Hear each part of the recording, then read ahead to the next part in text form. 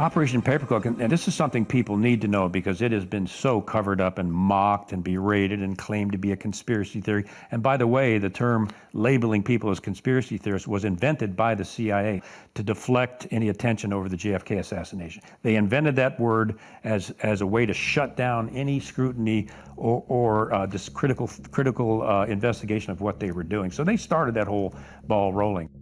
In terms of Operation Paperclip, it is documented. There's absolutely no question about it.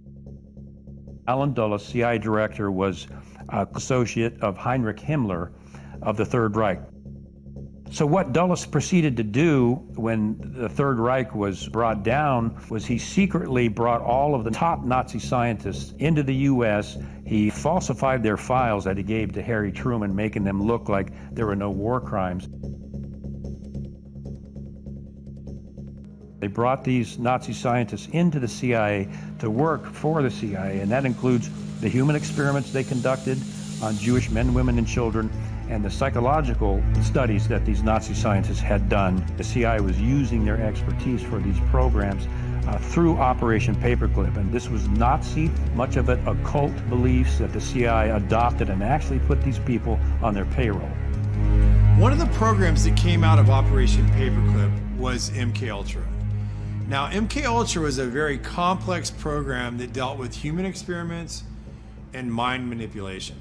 As this 1952 CIA memo says, the aim is controlling an individual to the point where he will do our bidding against his will, and even against such fundamental laws of nature as self-preservation.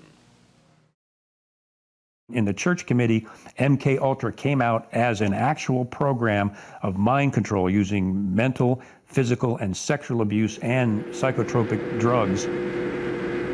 Lysergic acid diethylamide, LSD. It was one of the first times that anybody had run into a powerful drug that was different than anything else that they knew anything about. A decision was made at the highest levels of the CIA to do testing on unwitting Americans.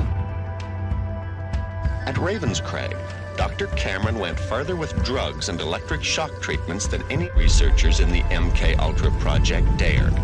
His aim was to wipe the mind clean. Then he would implant new messages by forcing the patient to listen to a hypnotic repetition as many as 250,000 times. This was called psychic driving. He would give the patient intensive electric treatment. He would attempt to implant new ideas in the mind of the patient. Now, to a layman, it would appear that Dr. Cameron was trying to take the slate and wipe it clean, the slate being the mind. In other words, brainwashing. Exactly, that's a very good comparison. Brainwashing. Yes, to that. No. Oh, good heavens. You're doing fine, just try to describe it. Oh, you don't know. You want to give yourself... You want to give yourself surgery. How do you feel inside? Inside? I'm living inside. Nobody explained it to me. Nobody ever asked me if I was willing to do it or anything.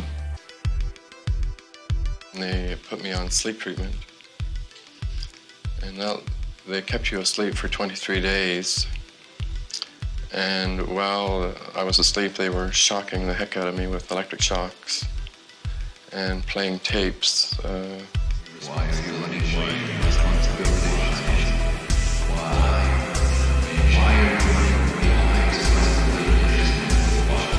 It was really like a concentration camp. Why torpedo letters? You mind if I look this way? You look that way. There's nothing for you to watch here, but you're going to talk to me as we go along. They couldn't go any further because CIA Director Richard Helms destroyed all the CIA's MKUltra documents, and they had to rely on coached witnesses. So they were never able to dig even deeper. What they got was bad enough. It was never terminated. There's no evidence that it was ever terminated. No documents, no nothing, and not even an admission by the CIA that it's been terminated. How do you feel? I'm feeling better, thank you. Feeling better? Are you sleeping well? Yes, I'm sleeping better now. We could disable a whole city by putting a very small amount on a water supply. After all of these years of us, those of us who are involved in looking for this secret drug, this was the only thing that began to look for the first time like it might be something like that. So MK Ultra was one of the hardest programs for me to wrap my... And welcome back to We Are the People. This is your host, Jason Preston, and again with my beautiful bride, Alexia. How are you today? Stop asking the question. I'm great. She is great. Just so our viewers don't think that they need to call for help from yes, me. You don't need to call for help. We're doing good. Well, we're thankful for all of you for your support. I know we've been releasing some very heavy things lately. It's been very difficult for us to release these. It's been difficult for us to get our heads around these things and hear these stories, which we've been hearing since the first of the year. Once the lawsuit came and we were committed to start listening to survivors of these, especially particularly ritual abuse, but of all forms of abuse where there's systemic institutions, where there's systemic abuse, where institutions are protecting it. And we've seen how here in the state of Utah, we tend to protect perpetrators at the expense of victims. And we know we're one of the highest states for child sex abuse. So this is something that's very important to Lexi and I. And I will tell you, it's been very difficult to wrap our heads around some of these things. And we understand if it's difficult for you as well, because honestly, I feel like it's hearing from person after story after story after story, the first few times it's hard to just believe, can this really be true? And could it get any worse? Right. And, the fact of the matter is, we believe this true enough to be willing to face this lawsuit. We're fighting this because we believe this is an issue. We believe kids are being sexually abused. They're being tortured and trafficked. And clearly our government is not coming to save us. And I believe our only hope is we the people. It is you. And so it is our hope that you will stand, that you will have the fortitude to listen to these difficult conversations. And even if a conversation like this is too difficult for you to believe, I don't blame you, and I'm not telling you to believe it all. But what I am asking is you give space to this incredible man and his wife, and hear their story, what they went through. And then as you start to hear other stories, I just ask you to put it to prayer, and you ask for yourself if these things are true. And that's all we're asking of you. The other thing I'm going to ask is, please, if you've seen the content we've been putting out, you understand why, if this is even still on YouTube at the time this comes, please go to our website, wearethepeople.org, and subscribe. We cannot guarantee any of these major platforms continue to put our information out, but what we can guarantee is we will continue to film and get this out any way we can, and that means emailing. So please go to our website, wearethepeople.org, subscribe for the newsletter. And thank you guys for all the support, financially in every way, because we can only do this with you. So with that being said, Alexi, do you want to introduce our guest today? Yes, but first I think we should just give a trigger warning with, like most of our Shadows of Power shows, a lot of the information we're going to talk about today, even though I'm not even sure some of this information because I have not been caught up with all the details, so I'm going to learn it along with you. If you have small children, keep them out of the room. If you've been a survivor or been victimized by ritual abuse, this is something that you might need to carefully consider before jumping into, because we will be talking about some sensitive topics. But with that, I will love to turn our time over to J.R. Sweet and his wife, Kate Sweet. J.R. Sweet is a survivor of CIA-based mind control, commonly referred to as Monarch, the Monarch Project. And he's also a survivor of satanic ritual abuse. If you have not read his book, JR, would you mind just putting your book up there? Let's give people a glimpse of that. Where should I put it? Just right there to the camera. Yeah, that is his book. It is phenomenal. He has a phenomenal story, and we have taken some time. We've been trying to reach out to him for months to bring this to you. I think it's one that the people should hear, but we've also been very careful of when we play this, and so we've been also very sensitive about the timing on that. So with that being said, JR and Kate, welcome to the show. Thank you. Thank you for having us. Yeah, I really appreciate it. It's an honor to be here. It's nice to have such a beautiful platform to talk and to get the story out of what's going on. So I appreciate it. Thank you. Well, we're thankful for you. So, you know, the platform is yours, and what we want is for you to share your story of the story of J.R. Sweet. Nice. That's it. I'll try to keep it concise. It can get very long, so try to break it down in a nutshell. I'm a victim of satanic ritual abuse, like you said, and a survivor of the Central Intelligence Agency's trauma-based mind control program is what it's referred to as, also called human bioprogramming is something that they'll call it, Monarch programming, and despite those words that sound nice, it's not good. It's a really bad deal. They just tear your life apart, and so this really hits close to home for me. I was raised in a Mormon family. They're trying to change their name right now to Latter-day Saints, and that's fine. I've always known the church as the Church of Jesus Christ of Latter-day Saints, and we always just called it the Mormon Church. We were always Mormons growing up. And so I grew up Mormon for years, a large Mormon family, and 3 brothers, 1 sister. My sister was the oldest. She's lucky that way because 3, 4 other boys in the house. So big family. We were always really close to the church.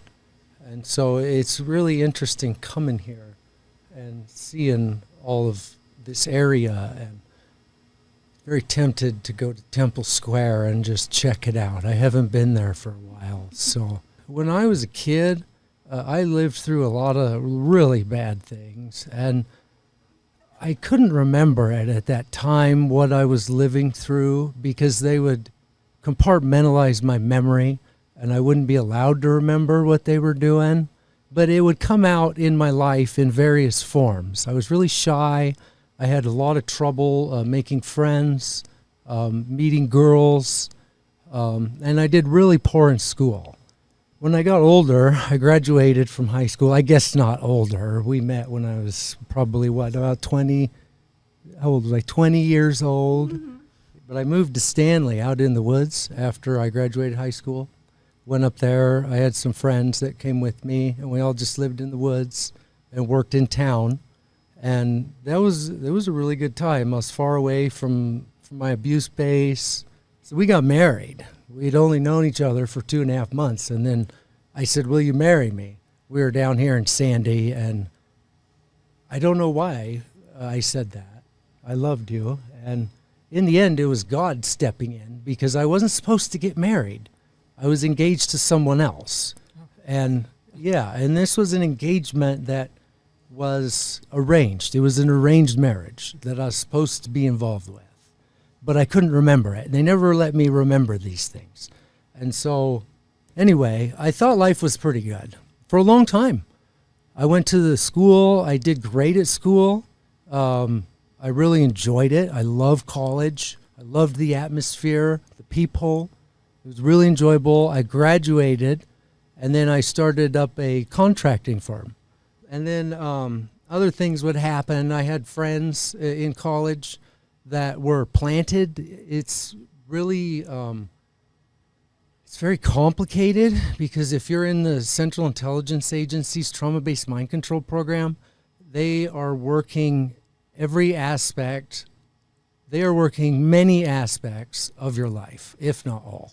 And one of the things they do is plant people in your life that can influence you and lead you in different directions.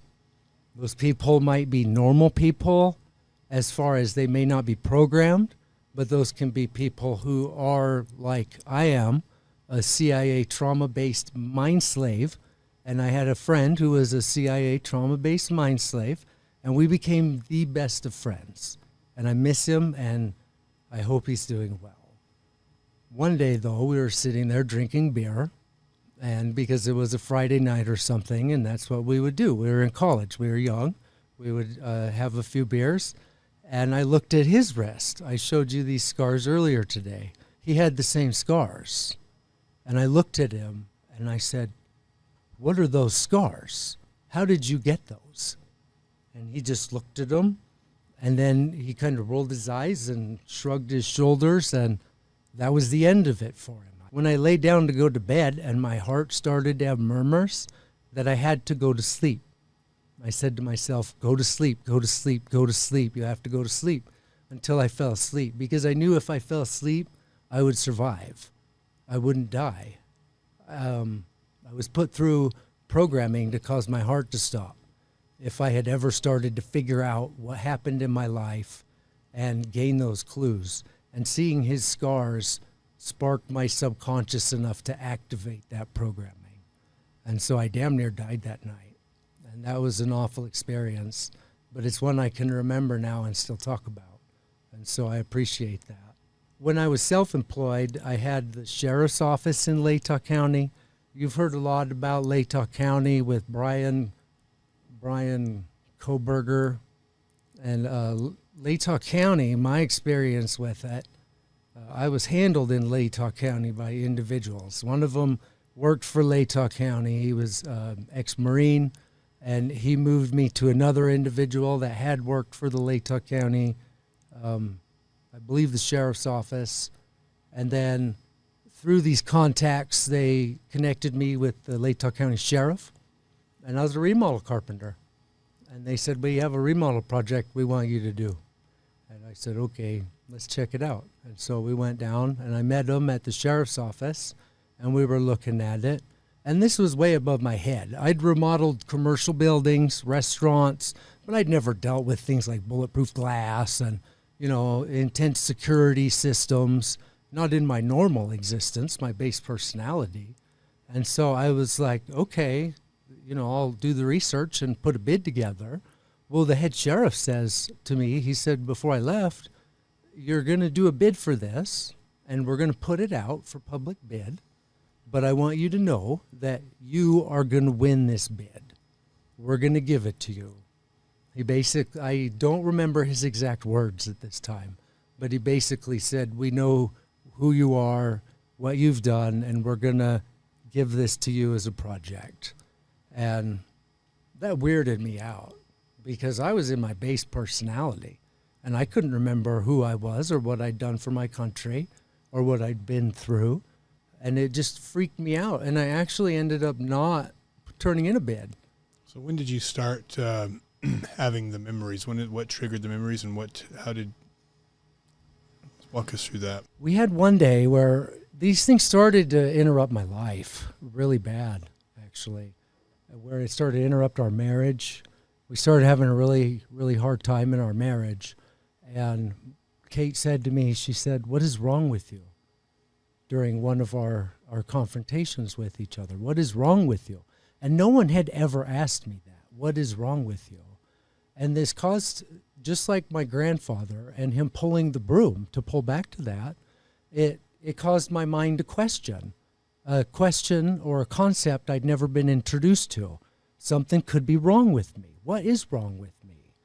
And in my life, Kate has always told me I have trouble with my memory. She would ask me things about my past. I wouldn't be able to tell her about being in Disneyland, about parts of my family, things we had done.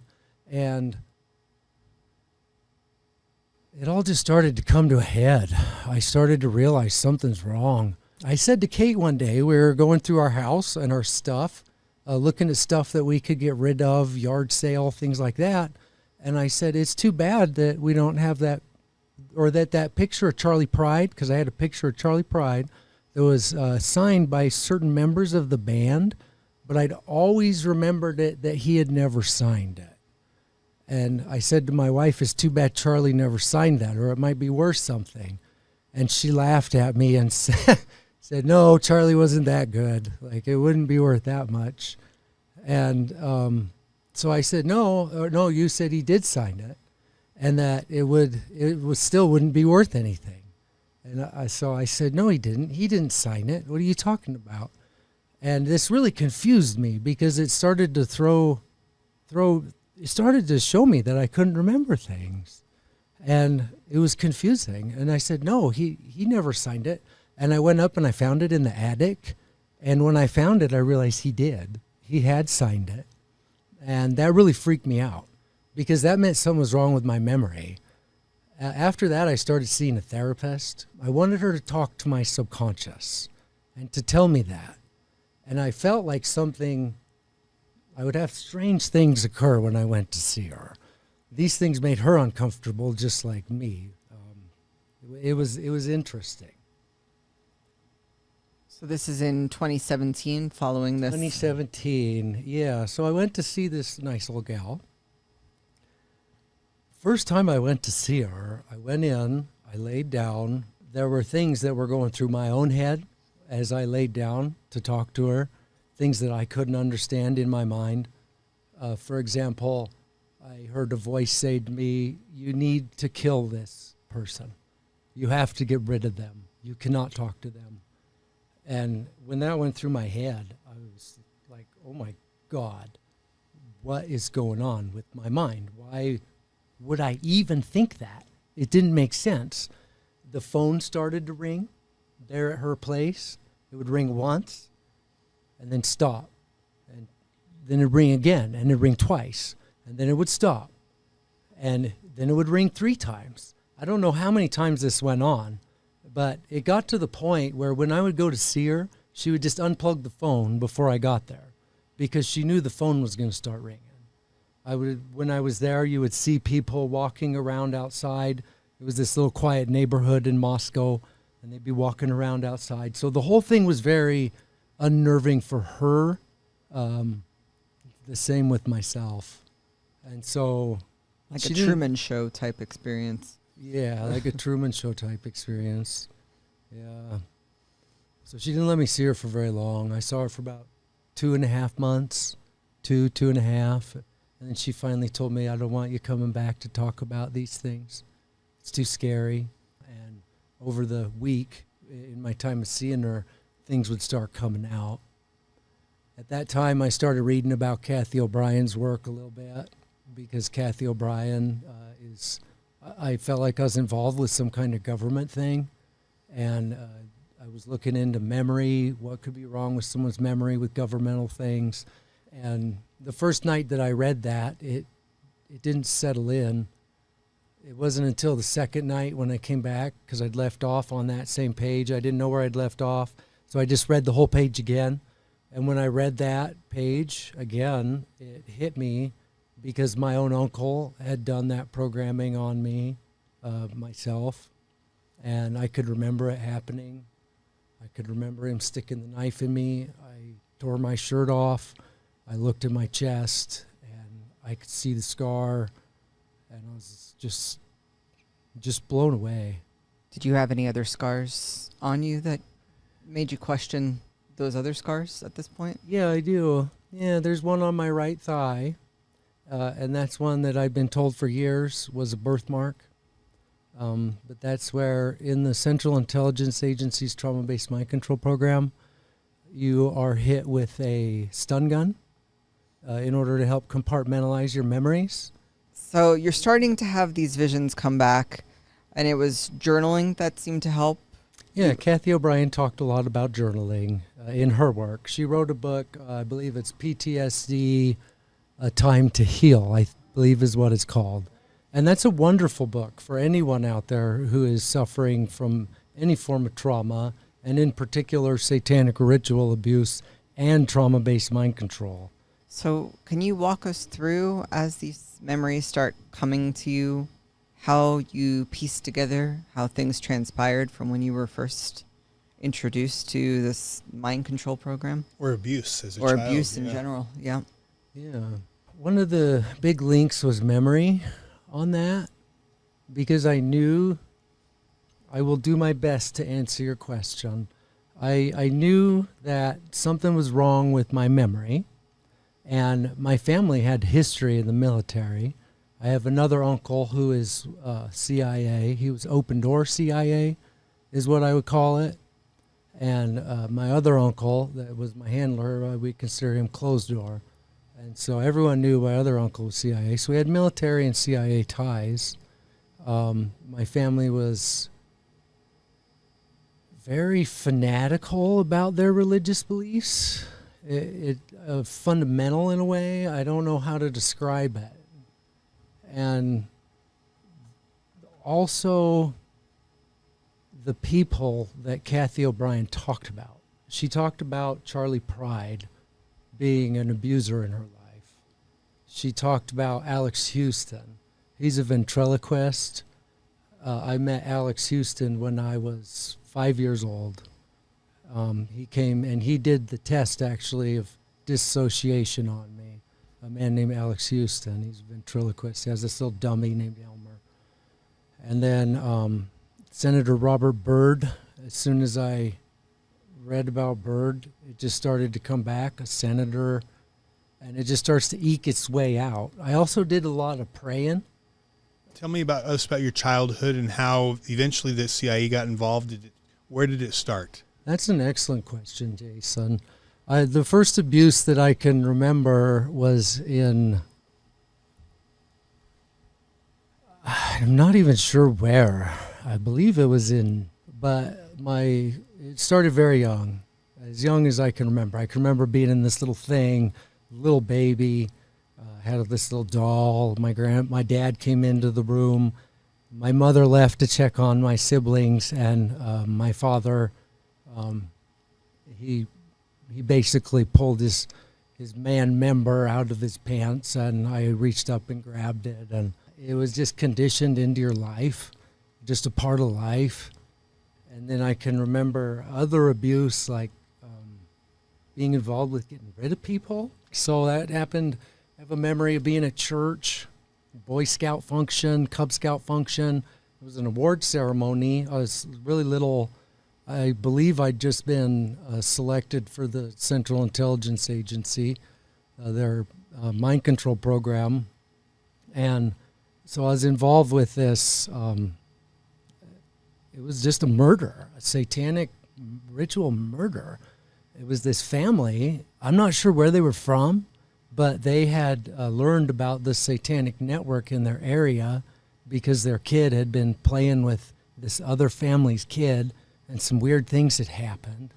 And then this family, the family that was murdered, had heard about it, what had happened, and so they confronted this family, and they tried to go to the police. They tried to talk to the bishops, the church, and the network knew this was all going on. And so that family, that we ended up getting rid of them. I was made to hold a young man that was about my age, made to hold him. And someone went through, and one of the ways we get rid of people is with a knife. And so you'd make them get on their knees, and I was made to hold this kid, and then the person went through. My little brother, he was also involved in these things, and he was made to hold the punch bowl. There's a lot of sacrilege that goes on in these things, and so a lot of people are in the Mormon Church, and they're really good people, and they're just good people. And the people that are bad in this network, they will almost mock, not even almost, they will mock the people who are good. And one of those ways was by using the punch bowl from the kitchen, and that's what we caught the blood in from these people. And then I can remember being made to drink it, because that's also a big part of all these, it's a big part of dark magic. It's a form of black magic. And so we were made to drink the blood from that. And that happened at our local church after a scouts meeting. Yeah, and that was when I was very young. A lot of times the bodies would be disposed of very efficiently. They would be cut up, chopped up, and then fed to hogs, the pigs. And the hog farms would be used for this. It's a great way of getting rid of the whole body. And then I knew one guy, he had 3 pigs or 4, and they would use him too. And I knew this fellow, his name was Donnie, And yeah, that's what they would do. And so they'd also, that's why it's really hard with evidence. Everyone always asks that, you know. And I wish we could find those bodies, but so I don't eat pork. I avoid pork. I don't know what that pork's been eating, so I avoid that. And then I was selected for the CIA's trauma-based mind control program out of this network. So I was raised in a satanic network. I want to cover that. I know time is short. We could talk for hours, but I was raised in a satanic network that was hiding in the Mormon Church, essentially. And that satanic network, the CIA will pull from that, and they'll use different people. My family was always very adamant about the fact that we were the bloodline of King Henry VIII. That would come up in family discussions at family get-togethers. And so my bloodline reaches back to King Henry VIII. I don't know how much further back it goes than that. Another thing with the bloodlines, when you're dealing with satanic bloodlines, you're dealing with satanic ritual abuse, okay?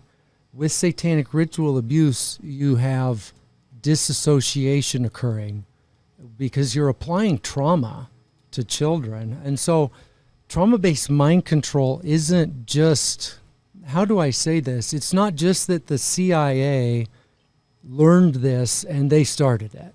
Right. They've been working on it and creating a formula for them to do it. Right. Because satanic ritual abuse has been fracturing people and since maybe the dawn of time, right? Yeah. And the CIA's tried to make it, how do we scientifically do this? Yes. Yes. So explain that. How does that work to our what is fracturing? Yeah, what is mind? How does all that work? Well, so what you have is these children that are coming from families of satanic ritual abuse who have been abused for multiple generations. A lot of us have been abused. I have been abused for multiple generations. And so I have, it's been going on a long time.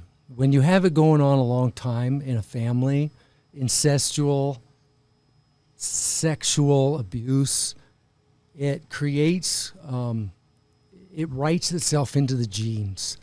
You disassociate stronger than people who say come from a healthy family and they got abused a couple of times. So it's a predisposition. Exactly. Yeah, it's been ingrained into your genes. And disassociation is the process of fracturing? Disassociation is the process of causing you to consciously leave your mind. It's trauma that is so bad that you can't stand it. You can't take it. And your consciousness is forced out. Okay. Once you disassociate, what that means is everything just stops in your mind. You just kind of leave. Not even kind of. You just leave. I had one time when I dissociated. It was during my college years. And it was a really weird experience because I wasn't accustomed to it because it hadn't happened to me for a long time. And when it happened, and it just happened by happenstance. My grandfather died. My grandmother married another man. This man was tickling my youngest daughter, and he was holding her, and he was tickling her belly, and he pulled her shirt up. And my grandmother stepped in. But before she stepped in, I saw this happening in front of me, and I dissociated. I just went completely blank. I couldn't move. I just stopped. Everything stopped, and I just stood there. And then my grandmother stepped in, and she said, "We'll have none of that anymore." And she took my daughter away, and I think she handed her to you. And I was kind of snapped back, and I was so disappointed in myself, Jason, in the fact that I couldn't react to protect my daughter. And so that's a mild example of dissociation. I just stepped out. Once you've been forced out, and there's different levels to it, that was stepping out. You can have trauma so bad, you are forced literally out of your body, and you just leave it. It's so horrible. There are war accounts you can read about veterans, combat veterans experiencing things like this. And when you disassociate, that's when they're able to fracture someone and create a different part? Is that yes, correct? you basically cause disassociation. That mind is left. You're left with a blank slate in the human mind that you can work with. It's called the subconscious. We call it the subconscious. One way of describing it is like a computer system, where that computer, you have a computer, you have files on it. I want to say Kathy O'Brien described it this way, but you have a computer and different files in it and different apps. When you cause dissociation, you are eliminating that main program for a minute so that you can plant a file where it can't see it and it doesn't even know it's there. And so the human mind is a very sensitive thing. John C. Lilly, he wrote a book, Programming the Human Biocomputer. He referred to human trauma-based mind control as human bioprogramming even. It was supposed to be this scientific thing. He was a sick man. But have I answered your question? Yeah, so this happens, you've got families that are doing this to their children, grandparents that, you know, obviously you grew up with the parents torturing till you did and fracturing. Why do they, what is the value of fracturing these kids or fracturing you? Like why were they doing that? What were they trying to get out of having you fracture? And explain like different parts, how those work. Yeah. When you're fractured, the goals are different. So if you are being satanically, ritually abused, for example, you may be being abused in order to create parts of you to be involved continually with those rituals. Or you might have a part created to carry on the agenda of that network of individuals. If you are a CIA trauma-based mind slave and you've been selected for their program, your files are created for whatever it is they want you to be used for. I have, there were programs for self-elimination, like we talked about. My heart would stop. I was also programmed to kill myself with a handgun, and I had to deal with that programming. My uncle did that after the failed operation in Boise, actually, and very bad experience. You're programmed. One of the reasons the CIA likes these kids from these satanic families that are being abused is because they're already programmed to be involved with getting rid of people. And so we would even use the same ritual for the one I just described to you at the church in Nampa, Idaho. We use that same process, the same ritual to get rid of people years later in an experience I had in Haley, Idaho. It's very similar, and you learn how to play a certain role in those operations. And so I was used a lot, programmed. Those files were created in my mind for getting rid of people, for making child pornography. I was made to be in that very heavily as a child. I was programmed as a courier, a message courier, made to carry messages to various people. I was programmed to hide the actual programming. I've had to deal with that, to hide it from myself and my family. So you're programmed for a lot of different things. And each of these parts is not aware of the other part, correct? And they act independently. So if you're in one part, it's like a completely different person that's not aware of the other parts. How does that work? That is true for the most part. But what is interesting is you'll find clues in different memories that'll cause you to remember something in a completely different memory. And so for me, it almost feels like those parts at times did get intermingled a little bit. But as far as to answer your question, they are intended to be separate individuals for different tasks. You know, I mean, it kind of reminds me of like the Bourne Identity type. Yeah, that movie was very similar in concept. I can remember watching that with my father when it first came out. Yeah, the spot where he remembered all of a sudden when he was supposed to whack that guy, my dad said, "Gosh, wouldn't that be a bummer deal?" Like, and I didn't even know how to take it. Oftentimes they try to talk to me like I could remember all these things, but you can't. You can't remember it because you're not supposed to. So we've had different guests on who've been, we've gone through LDS Church Satan or just ritual abuse even outside in other churches. But you were unique, and you started talking about this. I think we got sidetracked. But you were actually pulled into the CIA, and it's in the Monarch program. Would you share kind of at what age that happened, and what was the process to getting you in there, and how that's different than just normal satanic? Or even before this, I'd like to understand the Monarch Project a little bit better. Yeah, those are very good questions. So the satanic ritual abuse families, those families that are doing that, CIA is able to harness children from that and use them. Not all of them are selected. Call them the chosen or CIA kids. We talked about that. And those kids, you're selected based on your bloodline as well as by your ability to dissociate. And so I was selected by Alex Houston. He came out to my grandparents' house. I was in Nampa, Idaho. My grandfather knew lots of people out in the greater country and was always talking to different people. And we didn't think much of meeting Alex Houston, but Alex Houston did my test of dissociation and my younger brother's. And so I got involved with it. That was when I was 5 that I was selected. And it really amped up when I was 6. They have a trauma-based mind control programming facility in Disneyland down in Southern California. And it's a place that no one would ever think to even look. Disneyland? Yeah, Disneyland. It's a complete opposite, a reversal. In Satanism, you have a lot of opposites, a lot of reversals. Up is down, down is up, good is bad. And at Disneyland, good was bad and bad was good.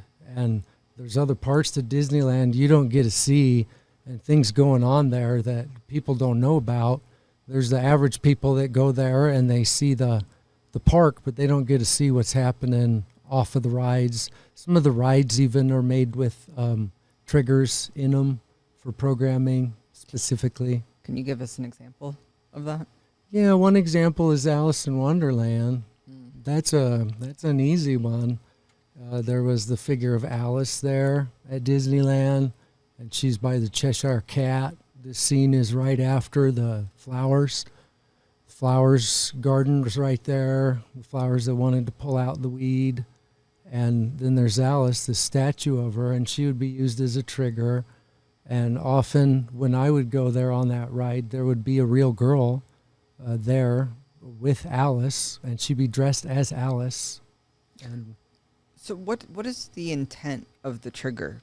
I mean, obviously they don't want you to commit mass murder in the middle of Disneyland, but what would the end goal be of triggering a kid at Disneyland? You're accessing those altars that we were talking about earlier, those different files in the mind. You're accessing those. In order to open that file that was made during disassociation, you have to access it. And that access is made through a code. And it can be a phone, it can be 1 ring, it could be 2 rings. It just depends on what you want and what you decide to use as a trigger. It can be a name, a word, a noise, a sound. What does this test look like in actuality? Well, we were little kids. We were young. I was 5. My younger brother was 3, maybe 4. My older brother, a couple of years over me, and my sister over me. And so we were all really young. My parents had actually gone to Disneyland at that same time. They went to Disneyland together. And us kids stayed with my grandparents. My grandfather was greatly involved with a lot of the things, not only the church, but also the CIA. And that's how I believe that's how it got into the family, was through my grandfather and my uncle. But that's a whole different topic. So for the test, it was with Mr. Houston, and us kids were staying at my grandparents', and Mr. Houston, we were told he was coming and that he was going to give us a show. And he came, it was towards the end of the week, and he pulled up and he got out, and us kids were just excited about it. We thought a ventriloquist is coming to entertain us. And he did entertain us. He did a little show for us with his little dummy. And then my grandfather said that they wanted to do a test, and they wanted to do something with us kids. And so we all went into the kitchen, and Mr. Houston, he went out and he got something out of his vehicle. It seems like he had an RV. But anyways, he went out to get something out of his vehicle. He came back in. They went down the hall into a bedroom with this item. And they were down there for a little while, my grandfather and Alex. And us kids were selected one at a time to go back to the room with Mr. Houston. My grandpa would come and get us. My sister went first, and the rest of us had to wait in the kitchen with Grandma. And when my sister went back there, she was there for a minute, and then she just screamed, this terrifying scream. And it jarred all of us kids some. And then my grandpa, he brought her back, and my sister looked shook up, but she almost seemed like it was funny, like she couldn't understand if she was supposed to laugh or cry. And so then my older brother was taken back, and he went back, and he screamed too. He wasn't back there for long before he just let out a scream, and then he was brought back out. My older brother, he was really stubborn. He still is. And then I was next in line, because I was at that time second from youngest. And so started with the oldest. They were going down the line. And then I went back there. I was taken back with my grandfather back down the hallway. We went into the room, and Alex was in there, Alex Houston. And he was sitting there, and he had some kind of paperwork with him he was doing. And we went through a couple of formalities. He had to fill out some paperwork of some kind. And then he said he had something in the box he wanted to show me. And he had this shoebox looking thing there. And he took the lid off. Well, he showed it to me, and he took the lid off. And inside of the box was a human hand. Yeah, hand. Yeah, it had been severed from the wrist. And I was a little kid, and I was with my grandpa, and I had a tendency to dissociate. And so I just stood there, just looked at it, and yeah, it was, I just dissociated. And that's how I dealt with that situation. And they said, okay, they looked happy with me, and we left, and I was taken back out. My little brother, he was brought back after I was, and he was taken back there, and he didn't scream either. And so my little brother and I, what was going on there is they were, to answer your questions, they were testing us for our ability to dissociate, to see how useful we could be in the Central Intelligence Agency's trauma-based mind control program. And so my little brother and I were selected for that. Not my older brother, not my sister. It doesn't mean they weren't put through some bad things, but they weren't selected for that. So that's how I was selected. And then my programming really kicked up after these things would happen, and in my mind it felt like a long time would pass, and then something else would happen, and it would accelerate as you got older, and they used you more. And so that next year we went to Disneyland as a family. So my parents had gone there. They had seen it. In my mind, they went there and they were learning how to take their kids through the trauma-based mind control facilities at Disneyland in Anaheim, California. because the next year we went there as a family, and I experienced several things there with regards to the CIA's program. They have a process there where you're taken off of a ride.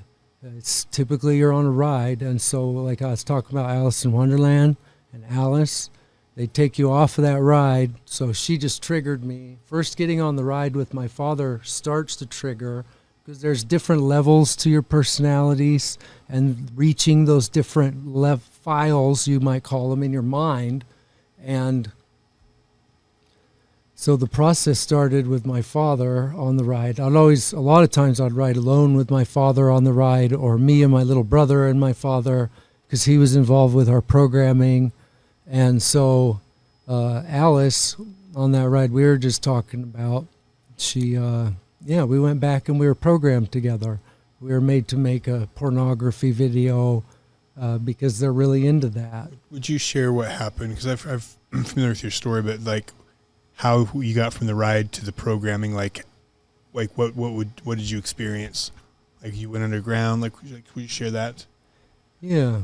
Let's go back in time a little bit to 1984, because that's the beginning of it. There was a ride there called Journey into Inner Space, I want to say, and it was designed around John C. Lilly. He was one of the doctors in charge of my programming, John C. Lilly, and that ride was based on John C. Lilly's work, and it was about shrinking of atoms and things of that nature, very scientific, and it was a mind bender. I was put on the ride by myself. I wasn't allowed to ride with anyone. You had to ride on a car by yourself. So you're coming into this ride. In Disneyland in particular, the ride begins in the line. It starts in the line, which is also a trigger for an individual prone to disassociation and who's being programmed. And so the triggering would begin before you'd even get on the ride. On that ride in particular, these things are shrinking, always shrinking. You see the cars going around, and they're shrinking as they go through something like a microscope or something like that. And it starts to bend reality in your mind. And then you're put on this ride with this sound over your head, because that's where the speakers were. And you're by yourself and you're moving through it, and it's telling you you're shrinking in size. And so it starts to bend your mind as a dissociate. I am passing beyond the magnification limits of even the most powerful microscope. These are snowflakes, and yet they seem to grow larger and larger. Or can I be shrinking beyond the smallness of a tiny snowflake crystal? Indeed, I am becoming smaller and smaller. These tiny bits of snowflake crystal tower above me like an enormous wall of ice. Can I penetrate this gigantic prism? And yet this wall of ice only seems smooth and solid. From this tiny viewpoint, I can see that nothing is solid, no matter how it appears. And still I continue to shrink. What compelling force draws me into this mysterious darkness? Can this be the threshold of inner space? These fuzzy spheres must be the atoms that make up the molecule. 2 hydrogen atoms bonded to a single oxygen atom. And I see it's the orbiting electrons that give the atom its fuzzy appearance.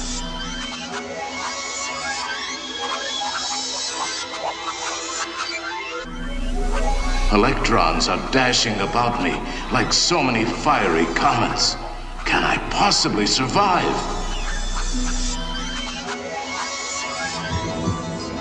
And there is the nucleus of the atom.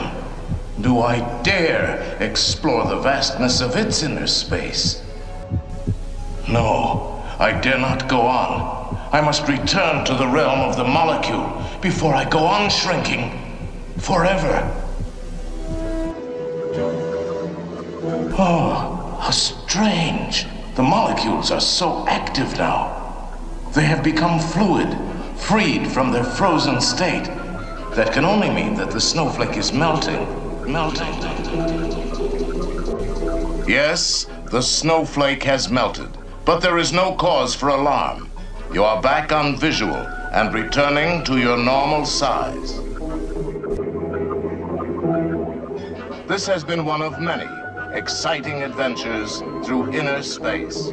And then at some point in this ride, it was towards the end, it just stopped. The rides were always breaking down, Jason. That was a very common thing, is they would break down, and that's when the programming would begin. That's when they could take you off of a ride, is when the programming would end. On this particular ride, Journey to Inner Space, I was not taken off the ride. My car spun around. There was a TV screen and a swirly thing. Because I was prone to hypnosis. When you are prone to dissociation, you are very prone to hypnosis. It's a weakness. And so this swirly thing, and people started saying stuff, and this face came on, told me I was a chosen one, and that I'd been selected for a different path than my peers. And the face, it was this man, and it was this guy. So that was part of that programming. And then the ride started up again, and it left, and it was very soft programming. Other rides, it would stop, and you'd be taken off, like the Wild Toad ride in that same year, 84. I was taken off of a ride. They would act like it broke down, and then you would be taken down, usually through a door. There'd be a door. My father was in on it. On the Wild Toad ride, we were with my father, me and my little brother. The ride broke down. Someone came out of the dark there in the ride, and they said, I'm here to get the kids. And me and my little brother were supposed to go, but we were afraid, and so we said, no, we're not going unless our dad comes, So my dad, he ended up actually on that ride getting out with us. This was one of the first rides I believe we were made to get out on and go down in the tunnels. And there's all these tunnels under there. There's all these tunnels. The public doesn't know about them, but they're down there. You can look up Disneyland and study them a little bit. But we were taken down into the tunnels and taken through some doors, and there's doors that lead to doors that lead to doors, and we met up with an individual in a dark room, and he was wearing a black hooded thing, this robe with a hood on, very dark room, and it was my grandfather. My grandfather was involved with the agency's trauma-based mind control program. And so that's another reason that I was involved in it, is not only because of my ability to dissociate, but because my grandfather was personally involved with programming people. And so he met down there, and my grandfather, he yelled at my dad because my dad hadn't followed his orders. He wasn't supposed to come with us.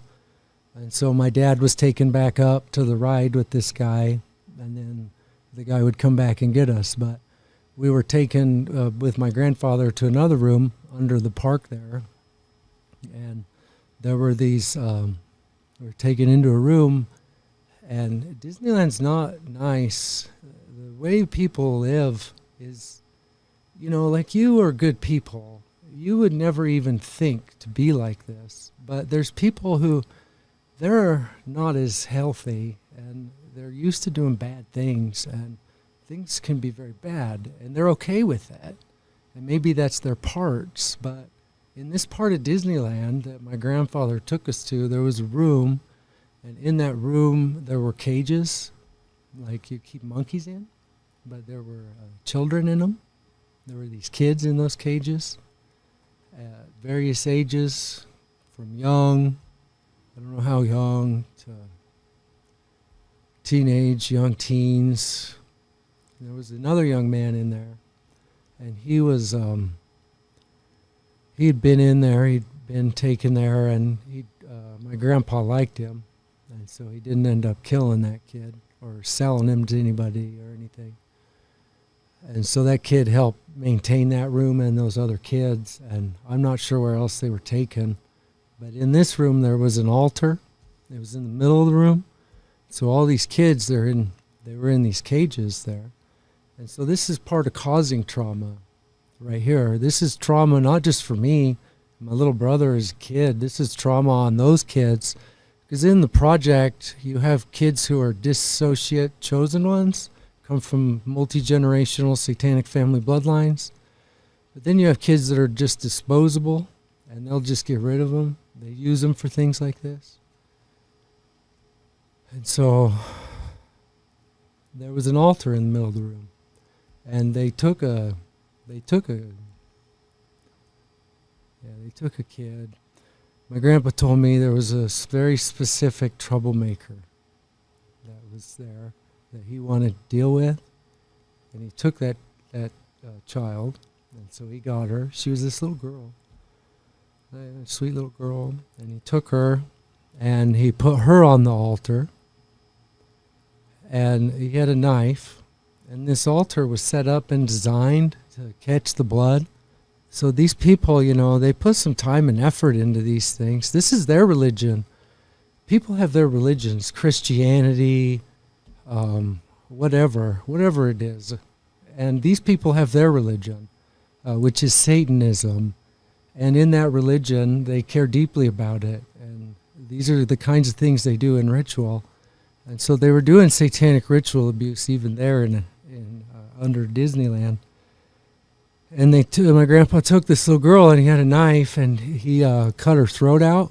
He just laid her down on the altar. That other guy that was there tending those people, he got the little girl out, and he put her on the altar, and she was bound, and then they took a knife, and they slit her throat out. And on that altar, it was designed for the blood to flow down the altar and into this vessel, and we were made to drink the blood of this little girl. And so the consumption of blood is always coming back around again. That's something that the satanic network in the church is all doing and is all about. And so the CIA is able to use those things over and over again, even in programming.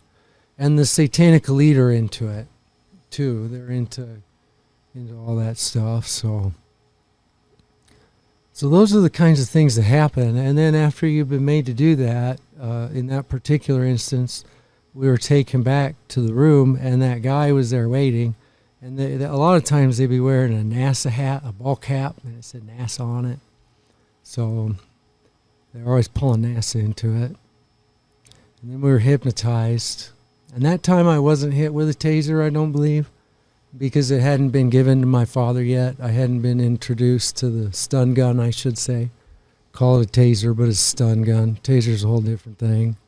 So I hadn't been hit with that yet. So we were hypnotized, told to remember to forget, and sent back up on the ride. And then the ride just starts up again. And all these things have to happen fast. It has to happen very quickly. It's timed. You'd be taken down there and made to do porn. And when you're made to do that, it'd be timed, or you'd be made to be involved with killing people or cannibalism. There were different rooms with different events, too, in Disneyland. Not just programming, but the elite, they live in a whole different world. We have the people who are the people, and then you have the elite and the satanic elite, and they live in a completely different world. And so at Disneyland, it caters to the elite and the satanic elite and the intelligence community. What do you know about the 33, what is it, Club 33? I don't know anything about that. Not that I could tell you that I would be able, that I've remembered. Yeah. So can you help me? And I appreciate these stories because it helps paint the picture of just exactly what you went through. But understanding the origins of the Monarch project, understanding the origins of MK Ultra being a CIA operation, because as I understand it, this is a post-World War II, relatively new. I mean, in the grand scheme of things, it's a relatively new program since World War II has rolled out. Can you help us understand where the CIA intersects with some of these programs and the differences between the Monarch Project and MK Ultra? I view the Monarch Project and MK Ultra as one and the same. Yeah, the same thing.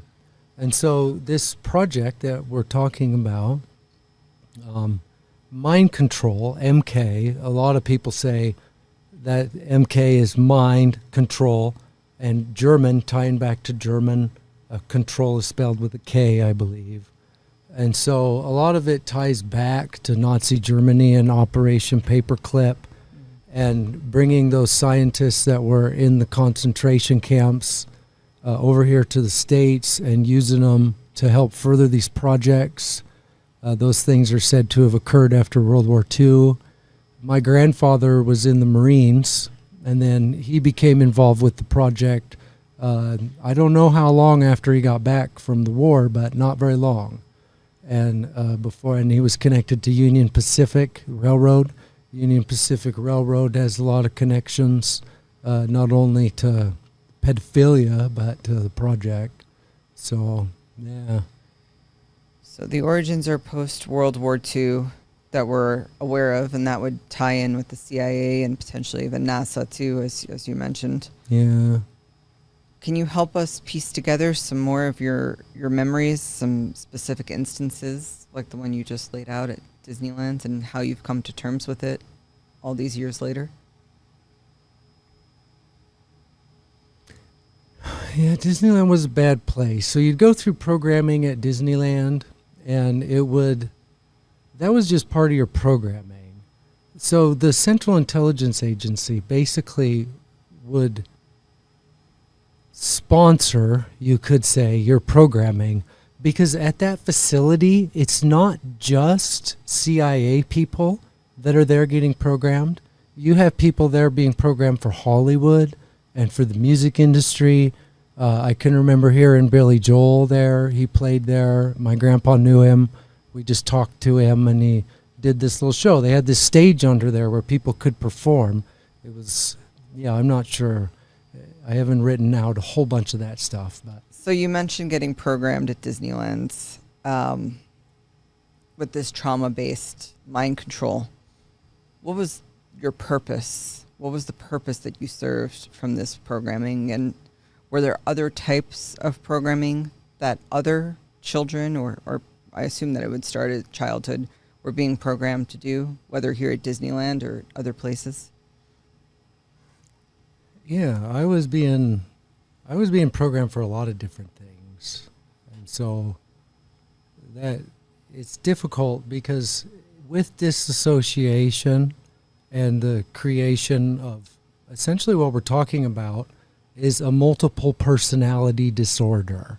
Folks nowadays like to call it a dissociate disorder, but I call it a multiple personality disorder because they would use those various personalities for various tasks. And so they used me for lots of things. These things could be as simple as they want to make money on you. Sometimes Byrd would just use me to make money. For example, being made to make a porno for him, and then he'd sell that porno on the black market and make a bunch of money. One film he made like $50,000 in 2 days on a porn film we were made to make. And I would assume that's black market, not just on some mainstream. And that's Byrd was you were sold to Byrd. I was so sold he to, was as a handler or as... No, he was it's very difficult because he bought me for use by the Central Intelligence Agency, Senator Byrd, as a trauma-based mind slave. And then they would use me for various things. And so this programming we're going through when we're kids, we're selected a lot of times from these satanic families, be it where they're hiding. Some of them are hiding in the LDS Church, such as myself.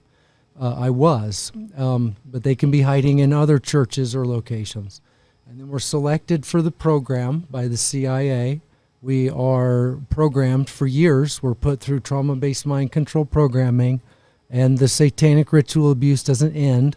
You're still being abused at home, and it's just a constant process of abuse and conditioning and programming you to be who they want you to be when they want you by creating those files within your mind.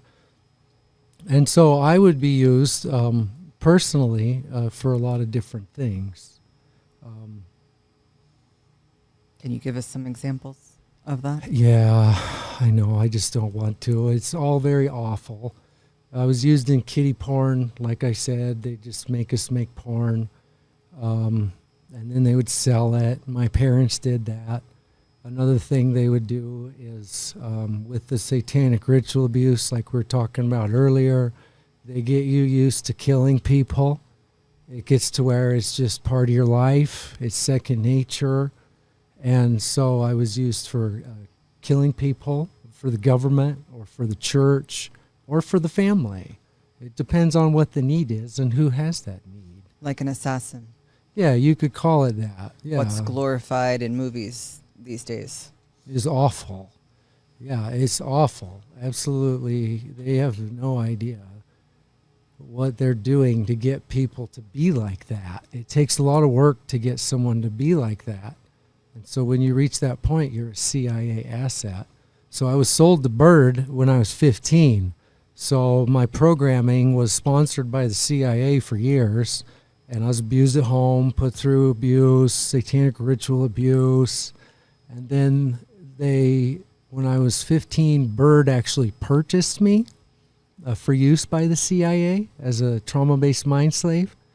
And the way that they did that transaction was my father owned a computer business, and the way he was paid for my sale to the agency and to Byrd was by awarding my father a very lucrative contract with this local school district for their computer systems.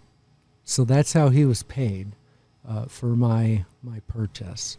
He had the option to sell my younger brother as well, but for some reason they didn't. They chose not to. They just sold me. And so... Hey guys, just a quick little message. I want to thank you for all of your support. This fight means the world to us. There is nothing more important, and there is no cost we will not pay to fight it. One of the things that allows us to fight, especially with the lawsuit, we do have to have funding, and we have partnered with Century H2O. We partner with them because I absolutely believe in what they do, and I believe it is necessary. We've talked about how toxic the water is in this state. There is a reason we have the health issues that we have in this state. The people struggling with gender, all these issues that are coming up right now with the low testosterone, what's in the water, the pharmaceuticals that are being found in the water. Century H2O filters all of that out, but leaves the minerals which are designed your body needs. If you don't have a water system, please look into it. Check it out. They have a whole house system, but they also have something for those of you who can't afford it, just simply an under the sink RO unit that is just a little over $300, especially when you use our code, We Are the People. If it's something you're interested in, please go to our website, wearethepeople.org, click on Wellness, and then scroll down. You'll see the options, and make sure you put in We Are the People for your 10% discount. This is how we're funding our fight and also trying to make a difference at the same time. So thank you for all your support. Thank you for fighting with us. We believe in you. We believe this matters. There's nothing more important than the fight for freedom, and we're just thankful for everything all of you do to help us in the fight. God bless you, and we'll get back to the show. So it sounds like the uses are also for people of influence. Maybe not in your programming, but I would imagine there are other branches such as entertainment or other things of that nature. Leonardo DiCaprio. Yeah, tell us about that. Yeah. Well, they have different people that they're using in all different industries. And so in my lifetime, I met people like Randy Travis, Charley Pride, Johnny Cash. There's others in there. Doc Watson, that son of a bitch, I remember him. And so I met a lot of different people. And in the movie industry, I met Leonardo DiCaprio. That was in 96 when I first met him. He just turned 21. So at the prime of his career. Yeah. Yeah. I met him in, 96 in the spring. Yeah. and he was by himself. I was in Southern California. I had to escort my grandma down there because my whole family's involved with these things. Tying back into Satanism, it's a family affair. And so the CIA works with these satanic families too. There's a lot of pride in it for them. If you get to be involved with this stuff in those networks, it's very disturbing. And so I was down in Southern Cal. I'd escorted my grandma down there because she was involved with programming, and she was going to be involved with programming an individual who's very big in the movie industry. His name was Tom Cruise, and she was going to be programming Tom. We called him Tommy. I'm not sure what she was doing. I wasn't allowed to stay and be involved in that. I just escorted her down. We took a plane out of Nampa, and she was going to be working on Tommy all night, and so I had to leave and go do something else. My uncle, my handler, he came down there too, and he took me to work on guarding a government facility because I'd been cleared. There's different levels in the project. By that time, I'd already been cleared for a higher level of operations within the agency, Pentagon level stuff, Pentagon level black operations. And so that had been a test I'd had with Dick Cheney. That's a whole different story. But that's one we should cover. Yeah. Not now, but let's come back to that one. Yeah, that one's a terrible thing. It was awful. But I met Leo because my uncle, he came to get me. Well, I went to him. I took my grandma to her hotel. I dropped her off. We had a rental car, and so I had to drop my grandma off at her hotel. It was this nice hotel, and then I had to go and meet up with my uncle. And my uncle, he was in Disneyland. See, Disneyland, like I was saying, has all these layers. There's this place under there. It's under the Alice in Wonderland ride. And it's under the Matterhorn area where the Matterhorn mountain is. You can hear the Matterhorn when it goes by in this room down there. I call it the family layer, but it's like a CIA control center under there for controlling mind slaves around the world. This weird little room. It almost looks like a little NASA room. And so I had to meet my uncle at Disneyland because that's where we were going to fly out of. There was construction going on at that time. Somewhere over there on the northwest side of it, somewhere over there.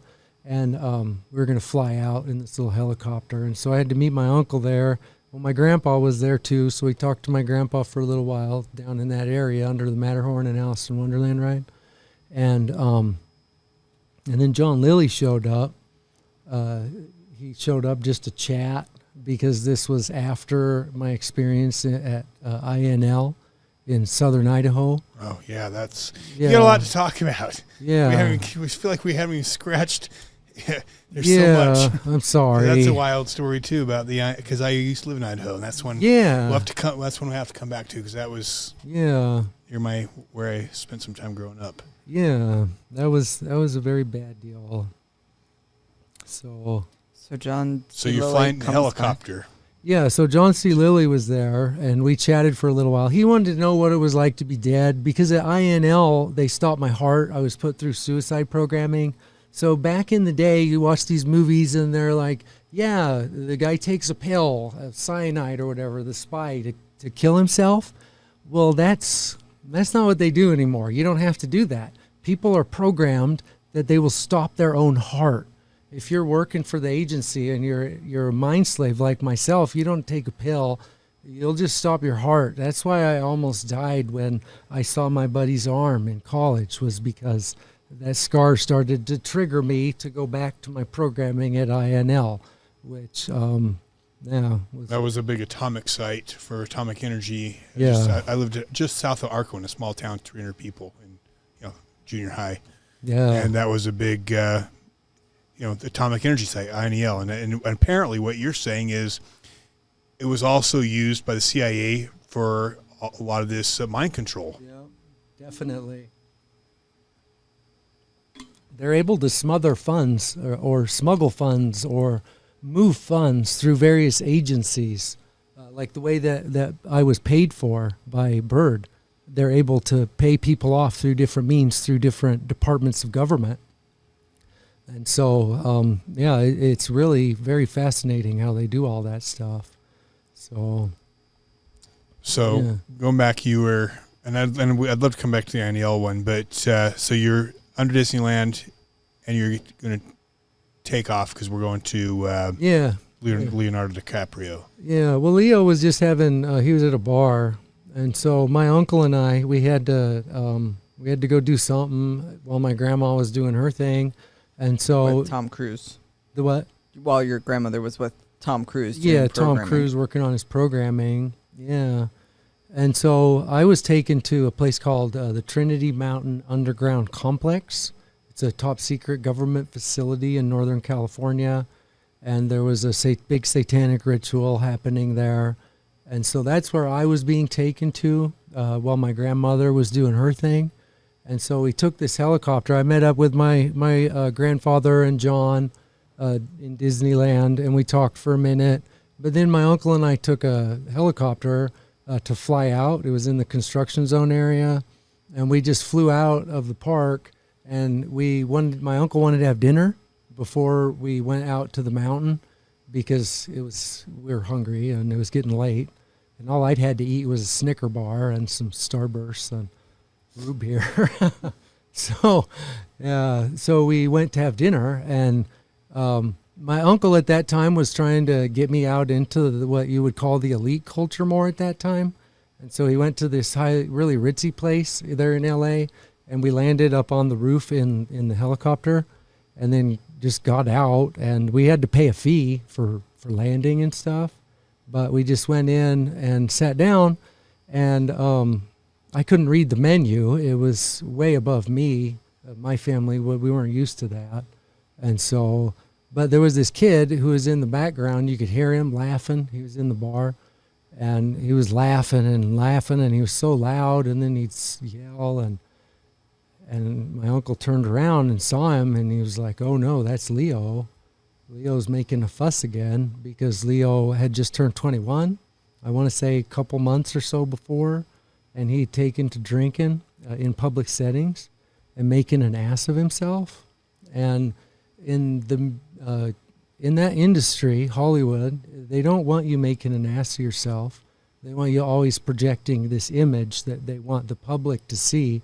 And so they really work hard at discouraging that kind of behavior.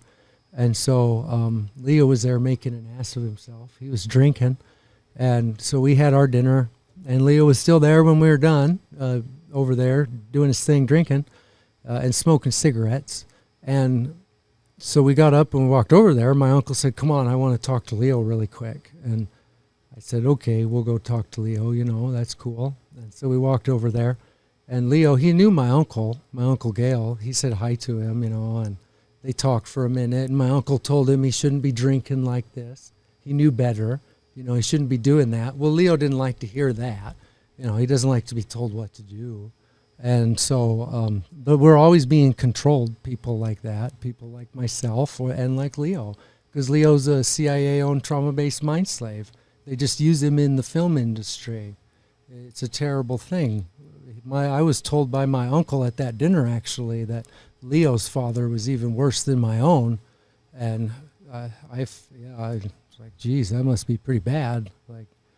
Just makes you wonder about people like Britney Spears who have spiraled so rapidly, how that was allowed to happen. Yeah, well, Britney, actually, my uncle was headed to work on her after when I was at the mountain. So we ended up... we need to go to the mountain, too. Yeah, we got to go and talk about the mountain a little bit, because in the mountain, so we ended up leaving the bar. Well, I got to finish telling you, okay? Because my uncle, I'm sorry, he had to use the restroom, and he couldn't convince Leo to stop drinking. He tried, everyone had tried, and my uncle, he goes to use the restroom, and he goes, "Just hang out and talk to Leo for a minute." So I sat down, and Leo was smoking cigarettes. And when I sat there, Leo was quiet, and so the bartender didn't mind me being there. And so me and Leo, we just smoked a cigarette while my uncle went to the bathroom. And while he was away, I just talked to him. I thought he was actually a pretty pretty nice guy. Was this you in a fractured mindset, or is this you in your normal? It's difficult to describe because, no, it was not my base personality. This was an operational personality. So this was one of your programs, one of your files. One of my altars. Okay. Yep, exactly. So I was there hanging out, and we were just smoking cigarettes. I want to say he had Camel Lights at that time, because I met up with him again later in Ketchum, Sun Valley, Idaho, and at that time he was smoking something different. But anyways, so we just hung out and talked. One of the things I talked to him about was drinking, because he was set on getting drunk. I was like, "What are you doing tonight?" "Well, I'm going to get shit-faced." He was just going to get so drunk that he would pass out. And that was the thing that he would do, is he would drink till he would pass out. And I was like, "Oh man, I don't know. Like, that sounds terrible. Like, how do you feel when you wake up?" You know, because I didn't drink a whole lot at that time in my life, once in a while. But so sometimes you're dealing with multiple parts of yourself. It's very difficult to describe. Sure. And so I was sitting there hanging out, talking about that, and Leo, he got pretty calmed down when I was talking to him. He started to mellow out. And then by the time my uncle came back, we left, and Leo called for a car to come and get him. And so my uncle was very surprised. He was like, "What just happened? How did Leo leave?" He was actually very shocked, and he told me no one had ever been able to get Leo to quit drinking. Once he got started, it was over. And so I just talked to him, though, like a normal person. We had a conversation like two kids should do, because we were both young. He was a little older than me, but still just a kid, you know, and we're just hanging out, having cigarettes, and he was getting pretty drunk, but he ended up quitting and going home. And so I was brought in later to handle him again in 2000, because he was doing the same thing. Well, and it makes you wonder about him, because the media stigma on him is, oh, Leo is with a new, 18, 20-year-old girl. And it's easy to get wrapped up in the media hype. Oh, he just likes young girls. But when you really know the origins of this, you're like, well, he's probably got some trauma. Yeah. That's that tied poor to. guy's dealing with some trauma. Yeah. So that was how I first met Leo. Yeah. But anyway, so we had to go to the mountain. I was going to do a guard detail. And so we left the restaurant. And it was expensive, too, by the way. My uncle had given me $1,000 when I got to California with my grandma to keep in my pocket for expenses and in case I got lost or separated. And, boy, that meal was like $600 just for the two of us. And it blew me away. I was like, what? It did include the helicopter landing, but still, it was incredible. Yeah. So we left, and Leo left. And then we got back in the helicopter, and now the individual driving the helicopter, that's a whole nother story, because we were talking about the use of funds and how they can make it really interesting. So this was an individual who was in the CIA's network, who was an instructor, a pilot instructor, and he was working with a young student who was a helicopter pilot student, and she was also a CIA-owned mind slave. And so they would work on several things at one time in the whole network. And they work within their network. Even Kathy O'Brien, I think it is, that has the fighter pilot stories. If I'm not mixing up. No?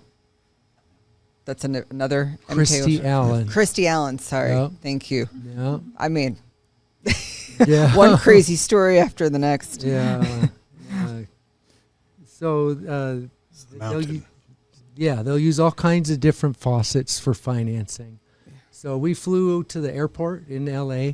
So I'd landed there earlier that day, driven my grandma to her hotel. And this is all just like normal stuff. You're like, yeah, this is my life, you know, just weird. And so we took off in a plane from the airport. So we flew to the airport in the helicopter, got on a plane. This was a government plane. This was a plane that shuttled people from Los Angeles to Area 51, actually, over in Nevada. And it was in between flights. And so we were using it as a government asset in between its flights to Area 51. And we had it take us to a place called the Mountain. And I worked through that memory extensively, and I think I know where we landed. But that's something I don't talk about a whole lot because I need to fully understand it before I talk about that. But we landed and we went inside of this place that we called the Mountain. It was at the Trinity Mountain Underground Complex. And yes, I believe that it was in Mount Shasta. And there's a place in there, so there was a big door. At some point, we had to access a doorway, and that doorway operated, I believe it was from a handprint, and it would let you in through this big door. We met up with this individual who was dressed in military gear. He was armed. He had an MP5 submachine gun, and we went back, and he took us back. He was glad to see us because the ceremony we were guarding and how it all works is you have to have qualified, cleared personnel for that guard detail, and you're guarding something that no one's allowed to know about. No one, not even the people guarding it. And so you're using trauma-based mind slaves so that you can wipe their memory clean of the events even after they are done guarding it. And you are dealing with dissociates when you're dealing with trauma-based mind slaves who will disassociate and accept what is happening. That is something that we are prone to. This makes me think of, what was it, Men in Black, the movie where they like hit you with the pen and it wipes your mind. Yeah. I mean, it's funny how much of this is like normalized and glorified even in the movies. It is. And used as updates for mind slaves. I remember seeing that movie and seeing the Flash, and then my dad, that was his favorite part of the whole movie, was when they'd erase their memory. And so, yeah, if part of film is updating trauma-based mind slave programming, because you're not always near that program center. So and you're putting it in plain sight. Mm-hmm. And no one understands it. Yeah, it's right there in plain sight. So it's too bad. So we had to go guard the mountain, though, and I was going to be used in that detail because I'd been cleared for Pentagon-level Black Ops, and I was a dissociate and trauma-based mind slave, and my uncle had connections, and so he got me into that detail. But boy, the CO was pissed because I was 17. They cleared me for Pentagon-level Black Ops when I was 17 because Dick Cheney, the man who cleared me for it, he was leaving his government work. He was going to go work for Halliburton. This was right before he was really amping up to work for Halliburton. And they didn't want to lose that opportunity, that window. There were a bunch of us that were pushed through our testing right before he left. I have some friends that were also pushed through that testing before he left. They were pushed through at the same time. And those were friends of mine in my youth. And so we hung out together. But anyways, so I was set up, though, to be in this detail. And my uncle, when he first told me he was taking me to this facility as something to do, to occupy my time, while my grandma was working on Tommy, I was going to be in this detail. And I was made to put on military BDUs. They had a tote of them in the locker room, in the bathroom, and I was made to put on I put a uniform together. And then the CO, the commanding officer, I apologize, the commanding officer, I was so young he didn't want to give me a gun, a weapon, or anything because he was pissed I was even there. My uncle got really mad about it, made him give me a weapon, but he wouldn't give me any ammo. So they said that if anything happened, someone would bring me some. And so then I was taken out, and I was given a comm system. Somehow in that mountain, the comm system was able to work because it was thick. It was concrete, stone, such a thick structure in there. And I don't know how the comm system worked. Yeah, there must have been, I don't even want to contemplate that. But I was placed at a spot in a tunnel system. So there was a command center, and that's where the CO stayed, and he had this other guy with him, and they had all these security cameras they were working with and setting everybody up in there. And I was made to go out and be part of the guard detail, and I was given comm equipment and put at this door. There was a doorway and it was a double door, and it was right here, and it was up a couple steps, and then over here there was going down. There was another tunnel going down, and it was really dark down there. And I was told, don't go down there. By this other kid, there was this other kid that took me out into the tunnel to my detail point, and he said, don't go in there. And this kid was really pissed at the CO that he didn't give me any ammo, because he said there was evil things in the mountain. There were things in there that were bad, and people had disappeared, and he did not think it was safe that I was in there with nothing. And I didn't know. I was like, oh, well, that's too bad. So he called the CO, tried to get me ammo, but he still wouldn't do it. Something called the slough down in there. I don't know if that's just a military term or if that's a term for an actual entity that lives in there. I don't know. But there was something evil living in the mountain. I would later be told that the doors to the mountain that we came in, the big steel doors, were there to hold in, not only hold out, but hold in. They were there to keep something in, too. So, but we went down. He's positioned me at this doorway, and it smelled by the doorway. You could smell like chlorine. It smelled almost like a pool set up. And it was quiet for a while. He left, the kid who brought me out there. And he went to his point. He said if I needed anything, just call. So I stood there, and I guarded that point for a while. I don't know how long. Time passes, and when you're in that state of mind, you really just don't know, you know? And then I started to hear things. I could hear the water splashing and screaming. You could hear screaming, women screaming, people yelling. I didn't know what was going on in there. And I just stood there and did my thing. And then the comms, the CO would call in every once in a while, see how you were doing, check in on everybody. And at one point, a voice came over the comms, and somebody was saying, we've got to kill all these people. We've got to do something. Do you see what they're doing in there? This is wrong. And it was another one of the guards of the detail, and he had snapped, and he couldn't accept. There was a part of him that was too strong, and it said, no, this is wrong. And he was trying to talk us all into going in there, in our doors that we were guarding, going into the ceremony and shooting everybody up. And so the CO, he cut him off. He didn't want him talking to everybody. The CO told me, he said, you're closest. You're right across from him. He's right across ceremony. I want you to get there now. Get there, get there. And so I did what I was told, and I grabbed the door, and I opened it, and I went in. And, oh boy, what hit me when I went in there, it was just, yeah, it was bad. I ran through it as fast as humanly possible. But what it was a bunch of pools. I knew there were pools to my right, pools to my left, and there was blood. There was blood all over the floors.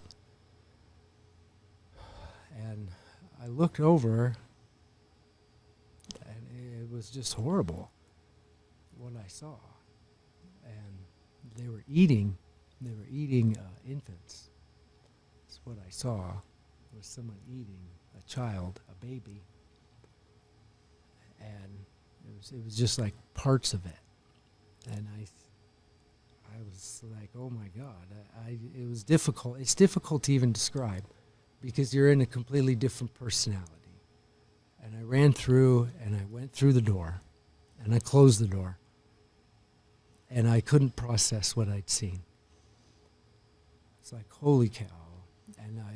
And somebody said something in front of me, and I looked, and in the dark there was this guy, and he walked out, and he thought I'd come to help him. He said, did you see what they're doing in there? We've got to do something about this. And I didn't know what to say.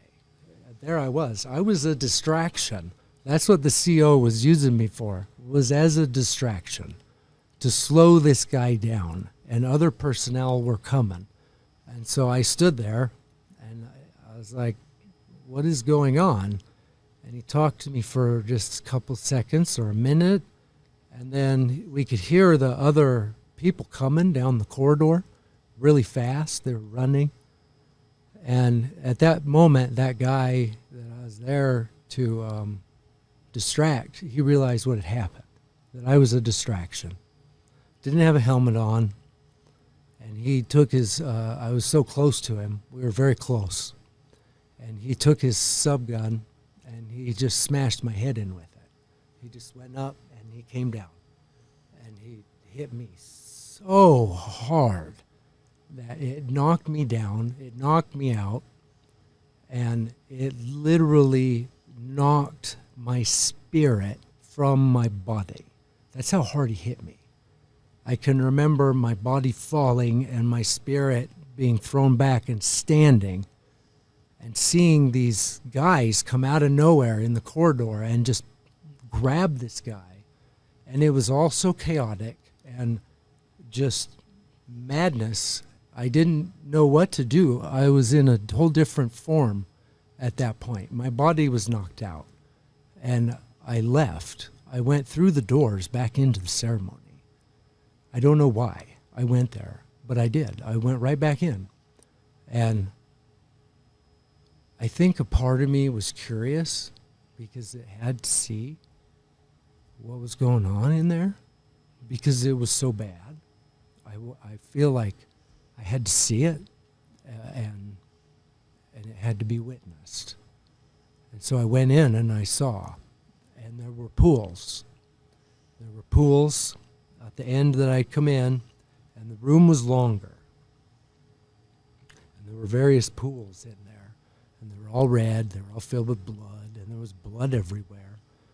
And there were all these men. They were all men, and they were in these pools. And I followed this down, and they were eating something. And they were eating babies that were freshly born. They were being born at that moment. And so I moved up, and there was a slide at the very end. And the babies were being slid down this thing. And up above on a landing in this white room was all these beds and all these, quote, doctors. And there were, I don't know how many women up there giving birth. And they were giving birth, and the children were being sent down, and then they were being consumed alive. That's how evil people can be. I saw these things, and I had to leave. Even in spirit form, I couldn't bear it. I said, no, it was awful. And so I left, and I went back to find my body because I didn't want to get stuck out of it and not find it. And so I went back to where it had been knocked out. Went back through those doors.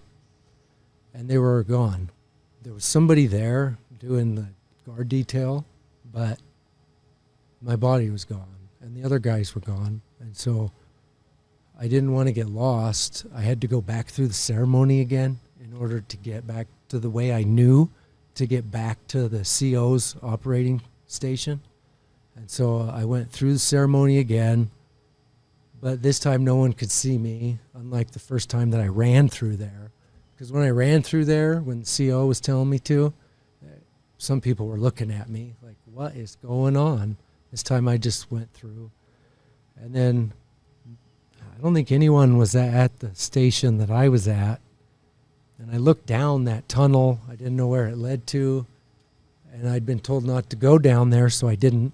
And I went back and I found my body. It was at the CO, with the CO, on what you'd call a table or a gurney.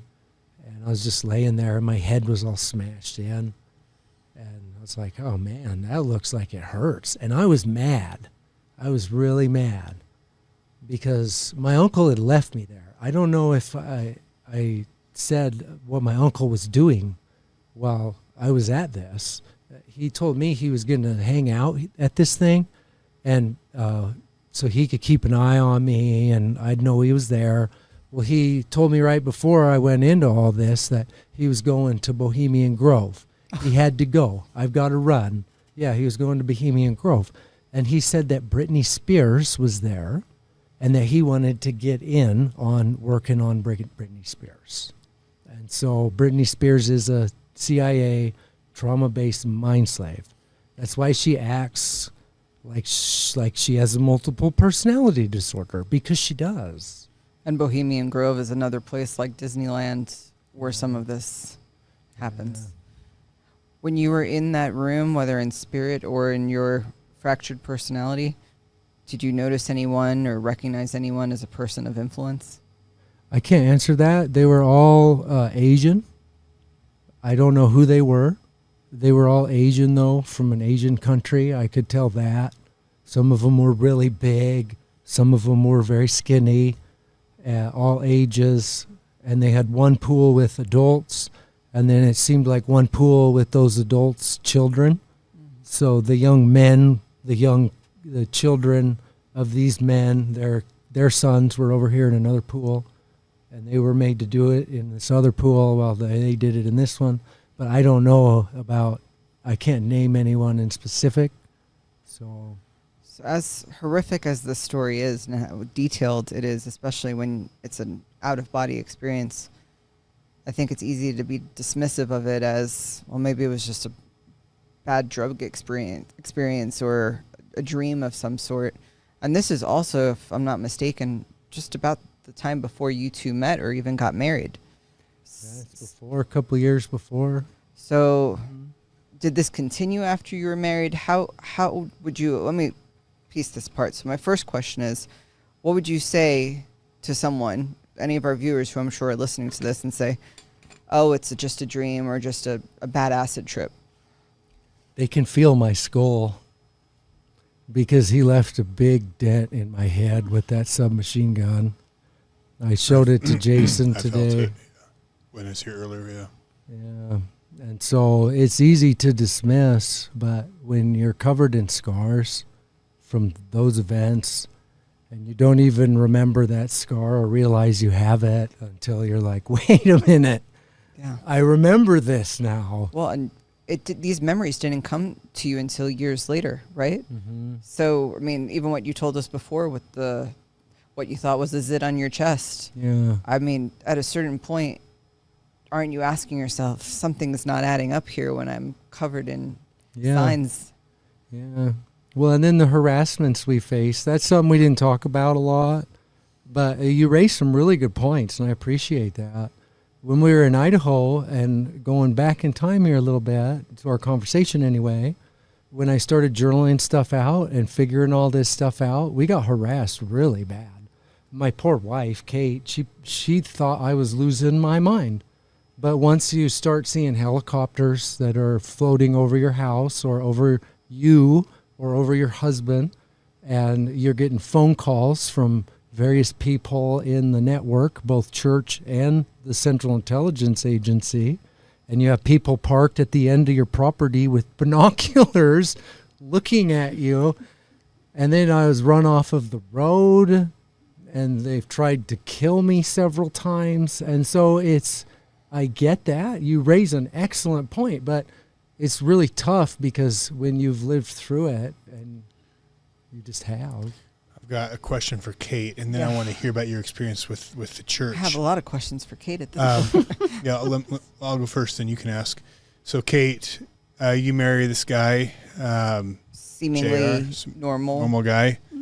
All of a sudden, stuff starts happening. I mean, I will tell you, we have sat and talked to countless victims. We've heard about, I don't know if it's the same spot, but somewhere in Mount Shasta where they torture and they do all this training with CIA with for mind control and I know there's ritual stuff going on under there too. Heard that from other people, and honestly, it's been like we sit here and like we take calls from a survivor and then try to go to bed and like up all night like, is this stuff real? You know what I mean? Can this even be real? And it's like not even you can't sleep all night because this stuff's like in your head. Well, and then you hear it multiple times and it's from the mouth of 2 or 3 witnesses. Right. Then you're like, you can't ignore it or dismiss it. Right. So, Kate, How did you wrap your head around this? I mean, do you believe he's telling the truth? What led you to believe he's telling the truth? If you do, I mean, tell us from your perspective is outside of this, because this is not normal stuff. And how did you piece together, along with him, all of this to make sense of it? Yeah, it was very shocking, traumatic experience. At first, of course, I was like, is my husband going off his rocker, or at first. But then, as he started to remember more and more things. And plus, I knew Johnny so well. I've been married. So, we'd been married like 20 years by then, And so I knew he wasn't crazy. I never thought he seemed crazy or someone who's spiteful that would make up some story about his family or anything like that at all. Like, he had his quirks through the years, which now looking back makes sense. Like, that he had a really hard time trusting people. He had panic attacks. He wore a gun everywhere. I'd always be like, why do you have to take a gun? We'd be going to some remember there was this fun little spring festival in Moscow, and I'd be like, we're going to the Renaissance Fair, and you're wearing a gun? Why? And so there were signs, but I couldn't, on the surface, his normal personality is very, he's very kind and very sensitive person, and that's why, I fell in love with him, and it didn't, on the surface, he seemed fine. So when this happened, and then as he remembered more and more, I was like, where is this even? I mean, why would anyone make this up, right, for one? It's so horrible. And then, all the weird details, like his trip to Japan. I mean, these were things we had never known about, never talked about in our home. How would he know this stuff? Or where would it be coming from? So, and I saw when he remembered, it was so traumatic, like it was happening right at that moment. It definitely didn't seem fake or anything. Yeah. And then, of course, when the harassment started, we were being flown over by helicopters. We lived out in the middle of nowhere, kind of in a rural place in northern Idaho where kind of the farms kind of meet the forest, and there really were never any helicopters going over our house before this happened. There may be a helicopter way off the distance in fire season, you know what I mean? But after he remembered, we had helicopters flying over us all the time. So you saw these things happening, and so I'm like, from early on in your marriage and once relationship? you started having memories. No. Once you started No, having. most of our life was totally, it sounds crazy, but just normal, like for 20 years, and his normal personality is very normal. On the surface, his family seems fairly normal, as weird as, I mean, we through the years, it was kind of odd with his family. I sometimes had an odd feeling that something didn't seem right. And they seemed, over the years, I started to think they seemed kind of fake. And like, there wasn't much real caring there. I kind of thought, that was my instinct, But on the surface, but then when he started to remember, we started to get harassed all the time. And I got calls, he got calls. Do you have any reason to believe you were being accessed during the early part of your relationship, or when did these things seemingly end? Because it seems almost like there's chapters or even whole different books to go from such an extreme lifestyle to a marriage. And the CIA just letting you go is such a valuable asset. So do you have any reason to believe you were accessed? Or Kate, did you notice anything like he was potentially being accessed during this time? I didn't notice much of anything, but yes, he remembers in the early part of our marriage, he was accessed for some things. And I really just didn't notice, like when some of it happened, I remember I had a new baby. I was really tired, just focusing on that. And he was just said he was working late, Yeah, and he did work a lot always. So I was, I didn't really know. And so, yeah, it shows how it can be hidden. And do you have any memories of you being accessed during that early part of your, any stories of particular consequence you're worth sharing that would show just the juxtaposition of your normal life to an extreme CIA asset? Yeah. I was used a lot before, And then after, so Kate really pulled me out of the fire because, like I said earlier, I was in an arranged marriage. That was in the Hilton family. Oh. And so I was in an engagement with Nicky Hilton. And so, I never knew who, I knew who Paris was in my base personality before I started to remember these things. But yeah, she has a younger sister. So I was engaged to Nicky. And that occurred, I gained knowledge of that actually very close to where we're sitting, because that was in Salt Lake. Yeah, I came down here to move my brother down. That was in 1998. 1998, my older brother was moving down here. And so I want to touch on what I was used for some after I met Kate, but I would like to touch on this really quick because it is relevant to the area. And so... is this the hunting story? The left-hand path. Oh, okay. And then there's hunting story too, right? Oh. That's before? That's before. Wasn't that with Hilton? Oh, let's talk about that right now. So I met Nicky Hilton because that'll help you to understand if I tell you about Nicky and where I first met her. So in '93, I was sold to the CIA bought by Byrd for the use by the CIA, and they took me back east. My grandparents did, to all kinds of different things. That's where I met Charley Pride, I believe, for the first time. We were going to a Charley Pride show, and I was taken backstage. I met Charley Pride. He raped me and my cousin, and he tested our voices. And so Charley was a very bad man, but he tested your voice to see if they could use you in the music industry, because my grandfather had been involved in the music industry, country music in particular, and they wanted me to also be involved in the music industry. And so Byrd wanted to know if I could be used for music, so Charley did that test. And then part of that whole trip back east and meeting Charley, we did a lot of different things, but I was made to play in what's called the most dangerous game. I call it the most dangerous and stupid game. It's very evil what they're doing. And that occurred in Oklahoma. And it was actually at Oklahoma, some senator's estate out there. I'm not sure who he was, but it was some senator's estate.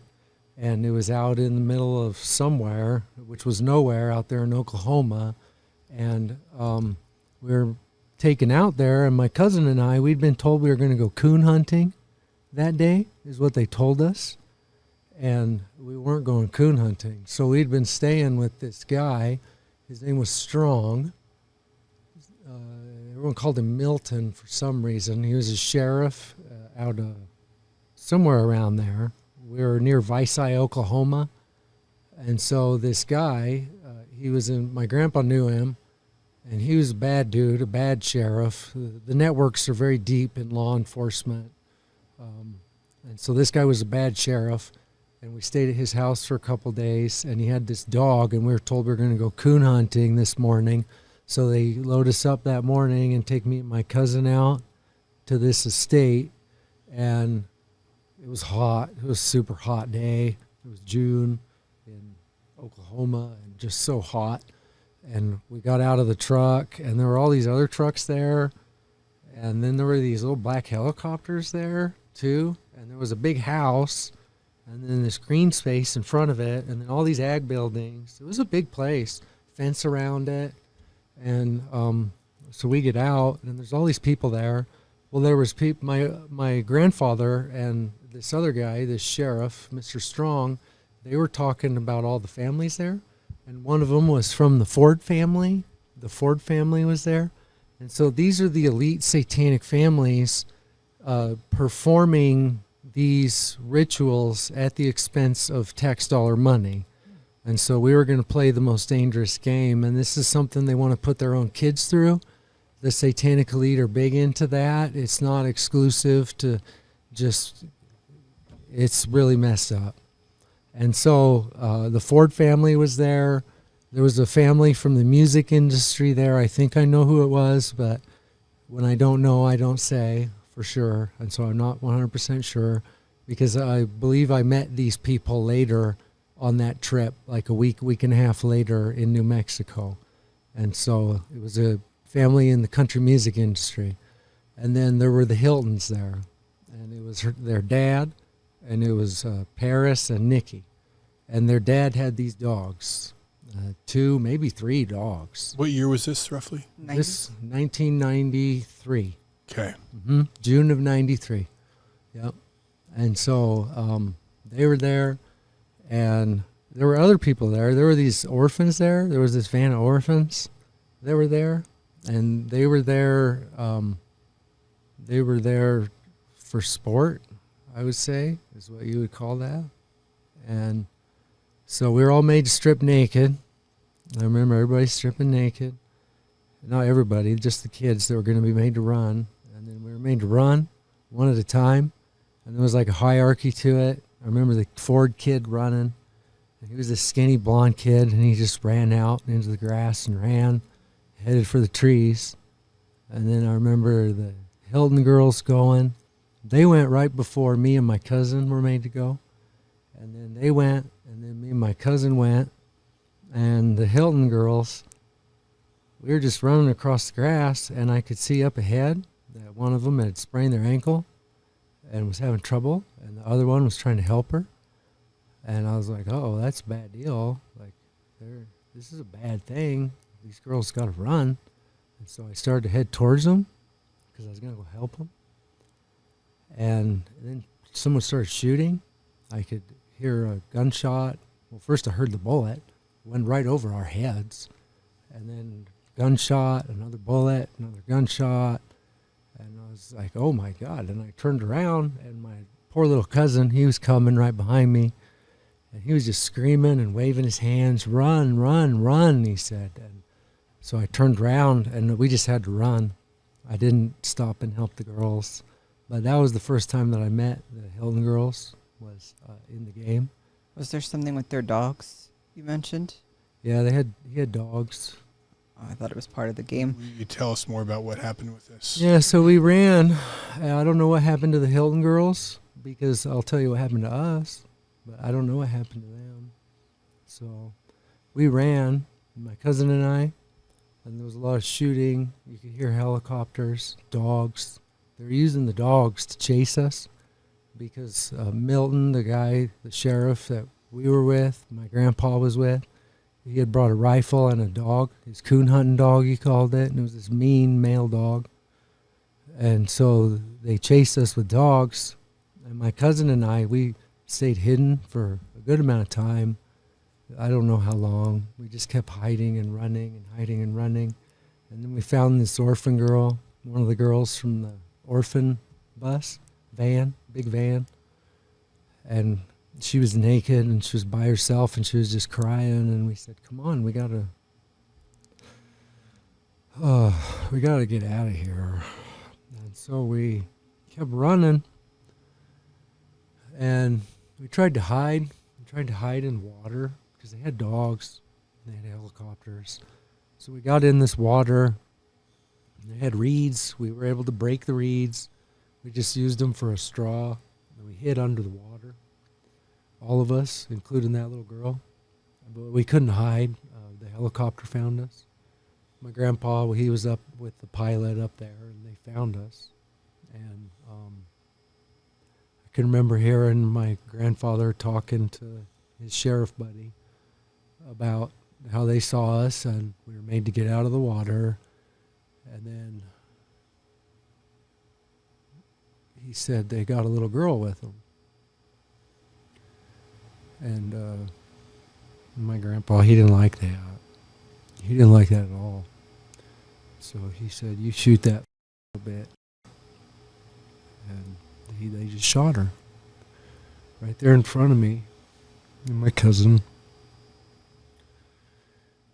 And it was horrible. And then we got dragged out of the water, and we got dragged through the mud and through the trees to an opening. And then they raped us with the dog, and they raped us, and then they threw us in the back of a truck and drove us back to the house, and they made us take a shower. so that we could get cleaned up. And then my grandpa, he'd used a gun from the estate. And so we had to put that gun back. It was an M1 carbine. I remember that. We had to put the gun back. And then we left. And so that's how I met Nicky Hilton the first time. Did you say they raped you with the dog? Yeah. They raped me and they raped us with the dog. Yeah, they were very bad people. They're trying to shatter your mind. Even in a fractured state, or was this you in a base state? I was in a different personality at that time. So fracturing a fractured person. Yeah.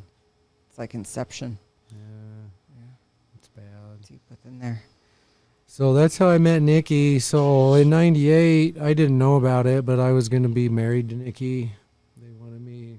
Her mother was really impressed by the fact that I was going to help her, and her sister in the game. So she thought that it was declared by the gods or something that I was supposed to be her protector and I was supposed to be married to her. And so my parents, my brother, he was coming down to Sandy to live. He was moving down here in '98. I was living in Stanley. And so I came down here to help him move. And my family really wanted me to move down here too. And so I came down here too, but when we moved my brother down, we also went to the church administrative building. We went to Temple Square. My parents said we had to meet with some kind of church official. They wouldn't tell me exactly what, but I came down from Stanley. We loaded up some stuff in a trailer, brought it down here to Sandy, and then we left the trailer at my brother's house, and we all went to dinner. And then we took my brother back to his apartment, and we just kind of left. I remember that. It was surprising to me. It just felt kind of cold. But my parents wanted to get over to Salt Lake because we had other things to do. My older brother didn't get to come. And so we drove back over to Salt Lake, stayed in a hotel there. And while we were at that hotel, some people came to the door and knocked on the door. And it was this young man. His name was Jay Madison. He'll know who I'm talking about when he hears this, that little bastard. But it was Jay Madison and two girls. And the one girl, they said her name was Sunbeam. Her name was Sunbeam. And the other girl's name was Nikki. And so my parents let the girls in and let him in. And then I was supposed to go with him. I was told we were going to go do church work around here in this valley.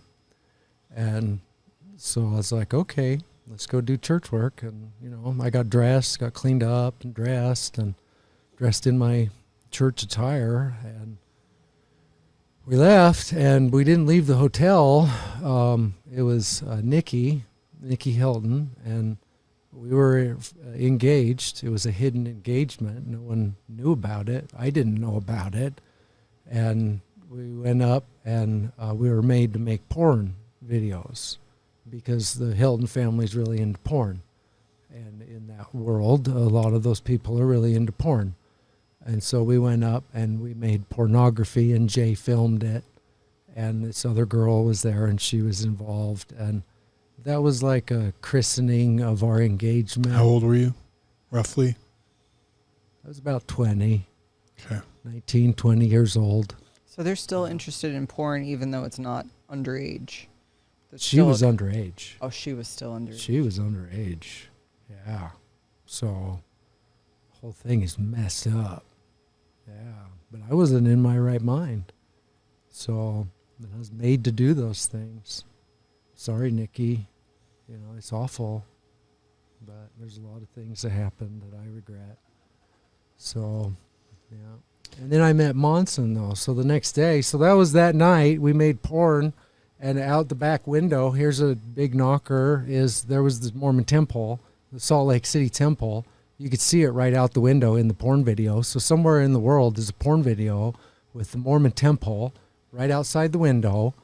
And, yeah, it's just horrible sacrilege. So it wasn't even underground. It was where anyone could access. Yeah. Well, no, I believe it was sold underground. The video. Yeah, right. Yep. So what about Monson? What happened? Well, I was going to meet Monson the next day. So, see, Monson knew about me. I was actually supposed to meet with Hinckley because I'd met Hinckley before in Haley, Idaho, at my uncle's house when I was young. That was back in 1995, right after Hinckley had become the president of the church. Shortly thereafter, he was gaining more secrets, more knowledge as he was the president of the church.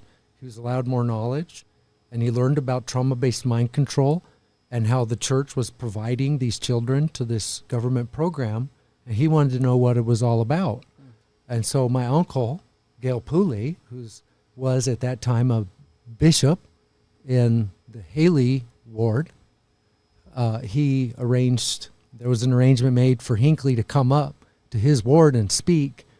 And then after he gave his talk in Sacrament, we were arranged to go back over to my uncle's house into his basement office where we did a presentation for Hinckley on the project and what was going on with kids like myself at that time. And that was me and another kid that was involved with that, Chris Knutson. And Chris Knutson's dead now. They say he OD'd with a fentanyl patch and antidepressants. No,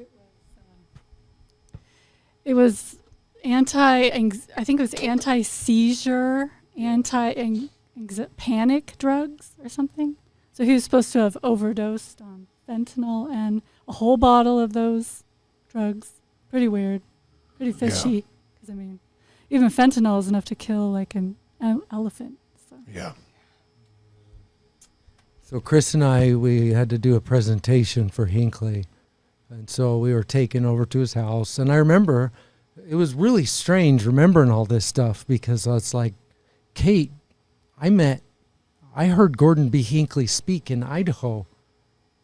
And it just all started to come back. And those were just normal memories to me. Like, oh yeah, I remember hearing Hinckley speak in Idaho. And then you start thinking about it and you're like, wait a minute, this is weird. What happened? And so I started working all that out.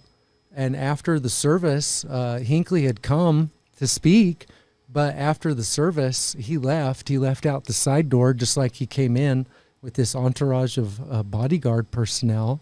And then he left after he gave his talk at Sacrament. And then after Sacrament, we went up to my uncle's house, me and Chris, and we had been told we'd been up all night being tortured by my grandfather and by another individual that was in the CIA. I believe his name was Kyle.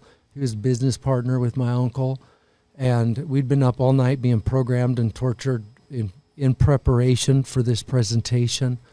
And when we woke up that morning, my uncle made me learn a handshake because he said we had to know the secret handshake in order to get in the door of the office when we came back from Sacrament.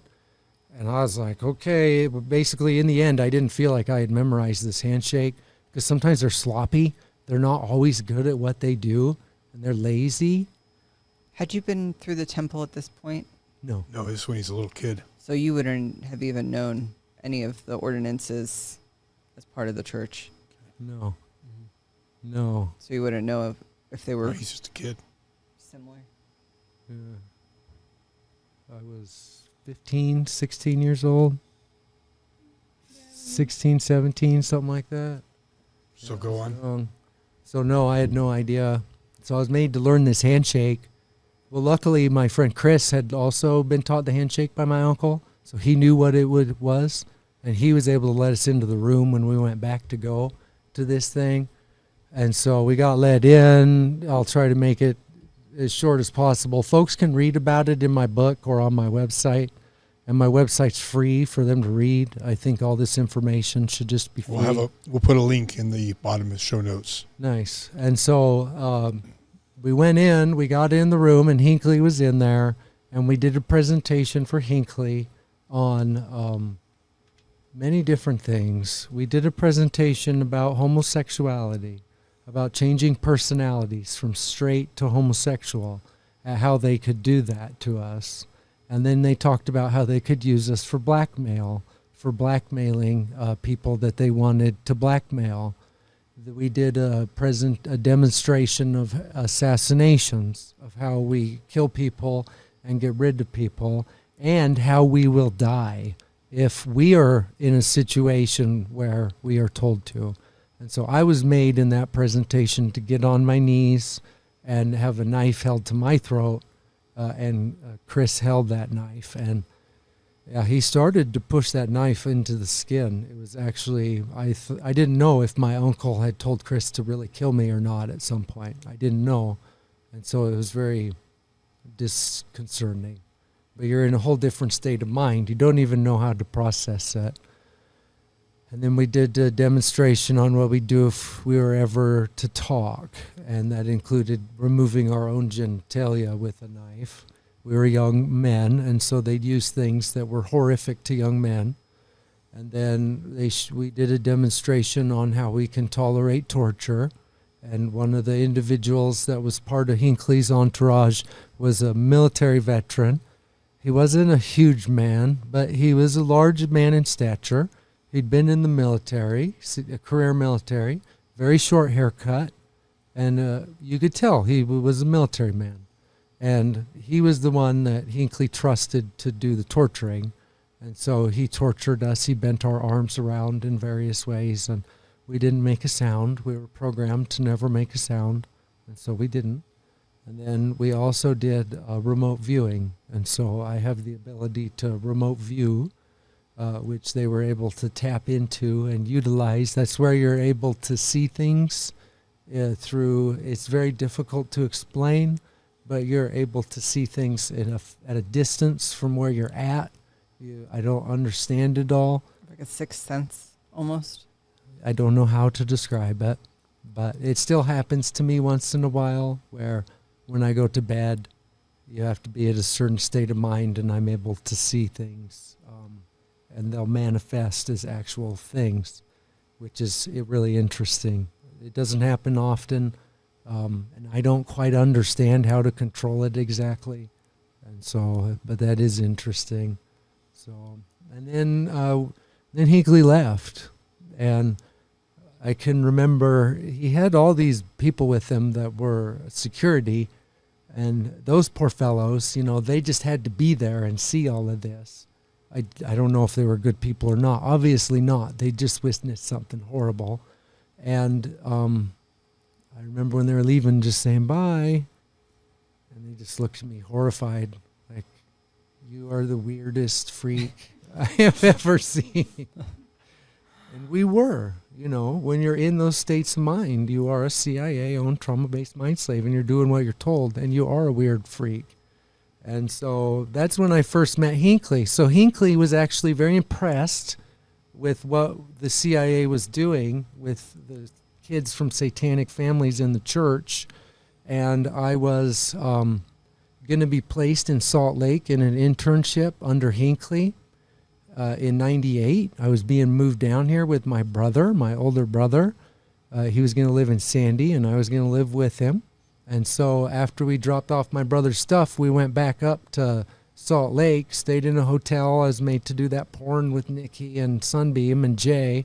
And then the next day we went to Temple Square. So you have MK Ultra, mind control, CIA assets, but then you also have the illicit drugs. I'm assuming they use that potentially for rituals where they might not be MK Ultra, so they need to get into that state by being drugged. They call them potions. Potions. Did you ever have to take any of these potions or drugs? Yeah, lots. And I think CIA did drugs too, so acid. That's where MK Ultra was kind of tied to. By the time I came along, they had it pretty well nailed down, and they had a synthetic drug collection that was specifically designed for me, and it was in this little case about, yay big. Sorry, about yay big. And there were these glass vials with a cork, and they were very brightly colored, and there were different, we called them potions, but they were just drugs, synthetic drugs that, I shouldn't say, they were created. So there were these drugs, and I had one that was red, and it would make you angry. It would make you fiery mad. There was one yellow, we called it mellow yellow, because it would mellow you way down. And so I had my favorites too. And then the blue would make you go to sleep. And so they were all color-coded. And then you could mix them in various ways in order to create various effects. And so that was a big part of it. And when I was at that government testing center I was talking about earlier, where my mother said, oh, you were only there a day and a half. Well, I have flashes of being there and being fed drugs and made to watch horrid videos. And so... And you never struggled with substance abuse issues following some of these realizations? Oh, I did. Yeah. It made me understand why I suffered because, the worst thing I did, I guess, was smoke marijuana. Yeah, and I had some LSD maybe 2 times. Having been through that, that's pretty tame. Yeah. Well, I mean, I can't even imagine where your mind would go on an illicit drug. And I still struggle with cigarettes. Well, I mean, that's pretty tame, that all things that might considered. have been what you're saving But grace. I mean, so allegedly, Dr. Ronald Byrd made those. That's what he did. He amongst a network of other doctors, veterinarians, things of that nature. Well, that's really interesting, too, because in my family, it was very difficult to find a doctor that could be my doctor because I was being abused, and they didn't want that to be found out. And so I ended up with a doctor. His name was Dr. Worth, and he was this old Austrian or something guy. I don't know about that. Okay. Wow. Well, let's go on to what you're saying with Monson. So you've done your test, your expose of all the things that you can do, all the purposes you can serve Hinckley? with Hinckley. Yeah. No, he had jumped forward to. He just got done doing the porn with. Nicky J and Sunbeam. And then the next day, you were saying. Yeah, we were going to Temple Square because we were supposed to meet with Monson. Well, I was supposed to meet with Hinckley, but Hinckley couldn't make it for some reason. And so I was going to be meeting with Monson. And so we went to Temple Square and we just hung out for a while because we had time to hang out. And so we went to various places around Temple Square. And then the time finally came when we were supposed to meet with him. And that happened at the church administrative building. That's just up here on Temple Square. And his office was just in there. And we just went in and my little brother was there. I can remember being in the Beehive Mansion, it's called. It's right there on the corner by the admin building. Yep. Yeah, we were in there, and we went down. At that time, there was a gift shop in there, it seems like, in the basement. And I got a case for my scriptures, this leather case. And my little brother got this little Moroni figure. And then we went and we had to wait for a minute at the admin building to meet Monson, and my brother played with that. And then we went in and we sat down with Monson, and it was a closed-door meeting because we weren't there to talk about like things that you'd want everyone to hear about because we were a satanic family that was connected to the Central Intelligence Agency, and we were now connected to the Hiltons. And so a lot of this is about names, about who you know, what you're involved with. And so Monson told us Hinckley had wanted to make it, but he couldn't. So he was meeting with me. And he said Hinckley had been very impressed by me and that I was going to be brought down there in order to be put in an internship under Hinckley.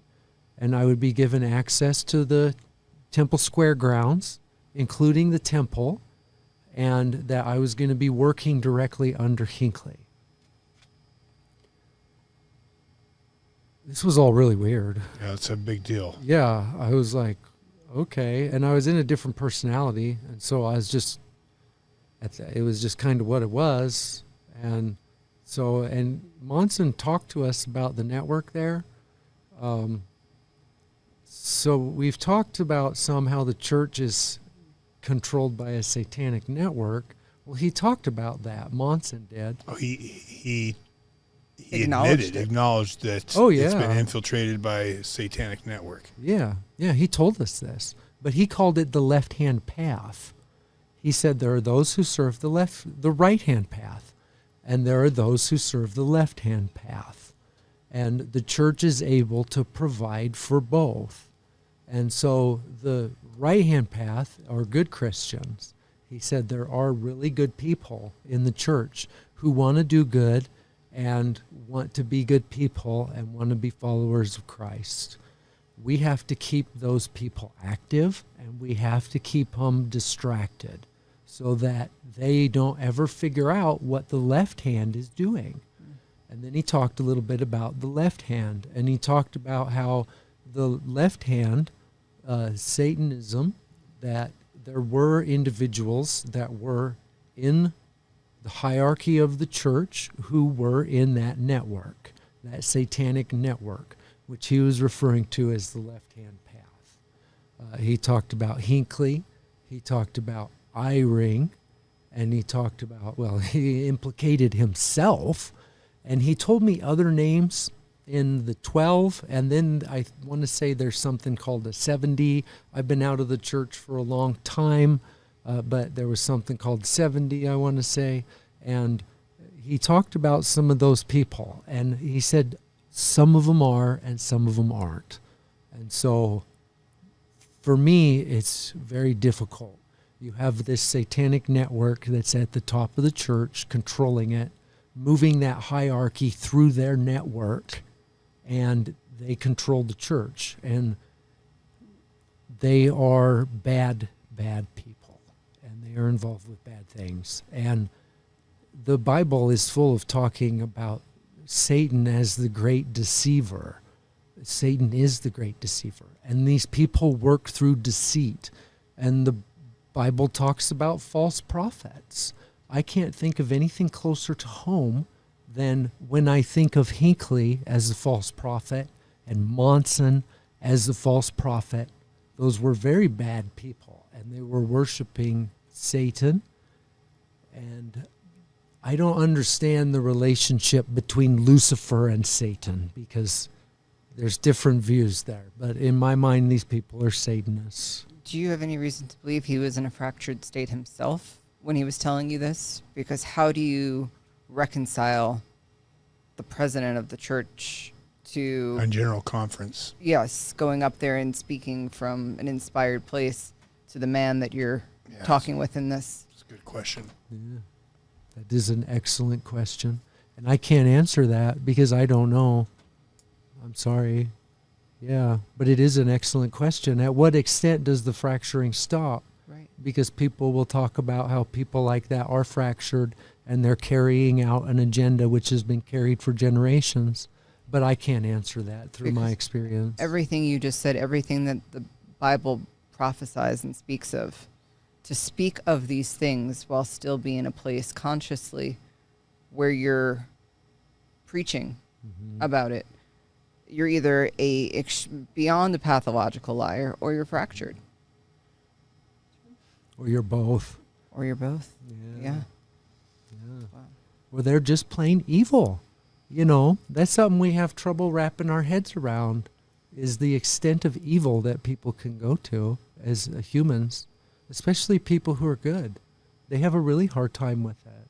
Right. But people who are bad, they have imaginations and they do very bad things.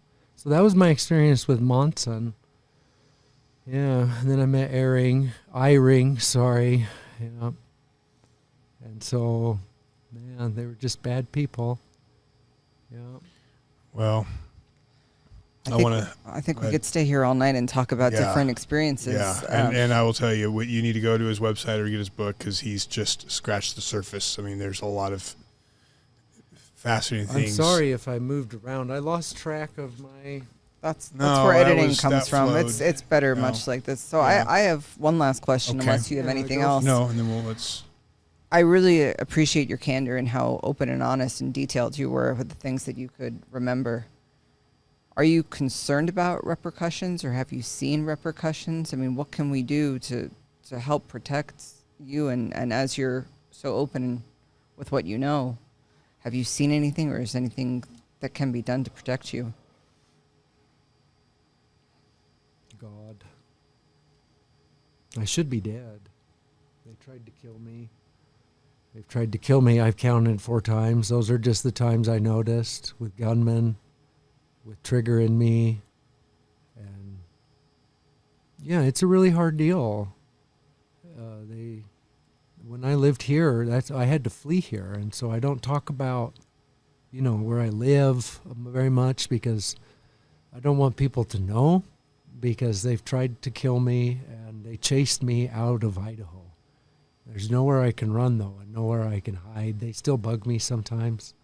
If I try to talk to my brothers or something, and we get into it, the helicopters come, they let me know, you better shut up. Yeah. And I've had an individual that follows me around when I come back west. Seen him, he was in an operation to get rid of me in Plummer, Idaho. That's where I saw him once. I saw him before that in my life. I just didn't understand who he was. And then I saw him again in a place called Rapid City, South Dakota, when I was moving through there because I'd been to Idaho and was going back. And so they have people that follow you around, and it's their job to try to get rid of you, try to kill you. So it doesn't make me very comfortable being here in Utah. But through all of this, I've learned that God provides, and you have to do what God wants you to do, because otherwise, what are you doing? And I've been dead before. We didn't cover that a whole lot, but I've been dead. And when I was dead, where I went, it's indescribable. You go home. And so I've been home. They can't threaten to kill me because it doesn't scare me. It finally is a little bit exciting.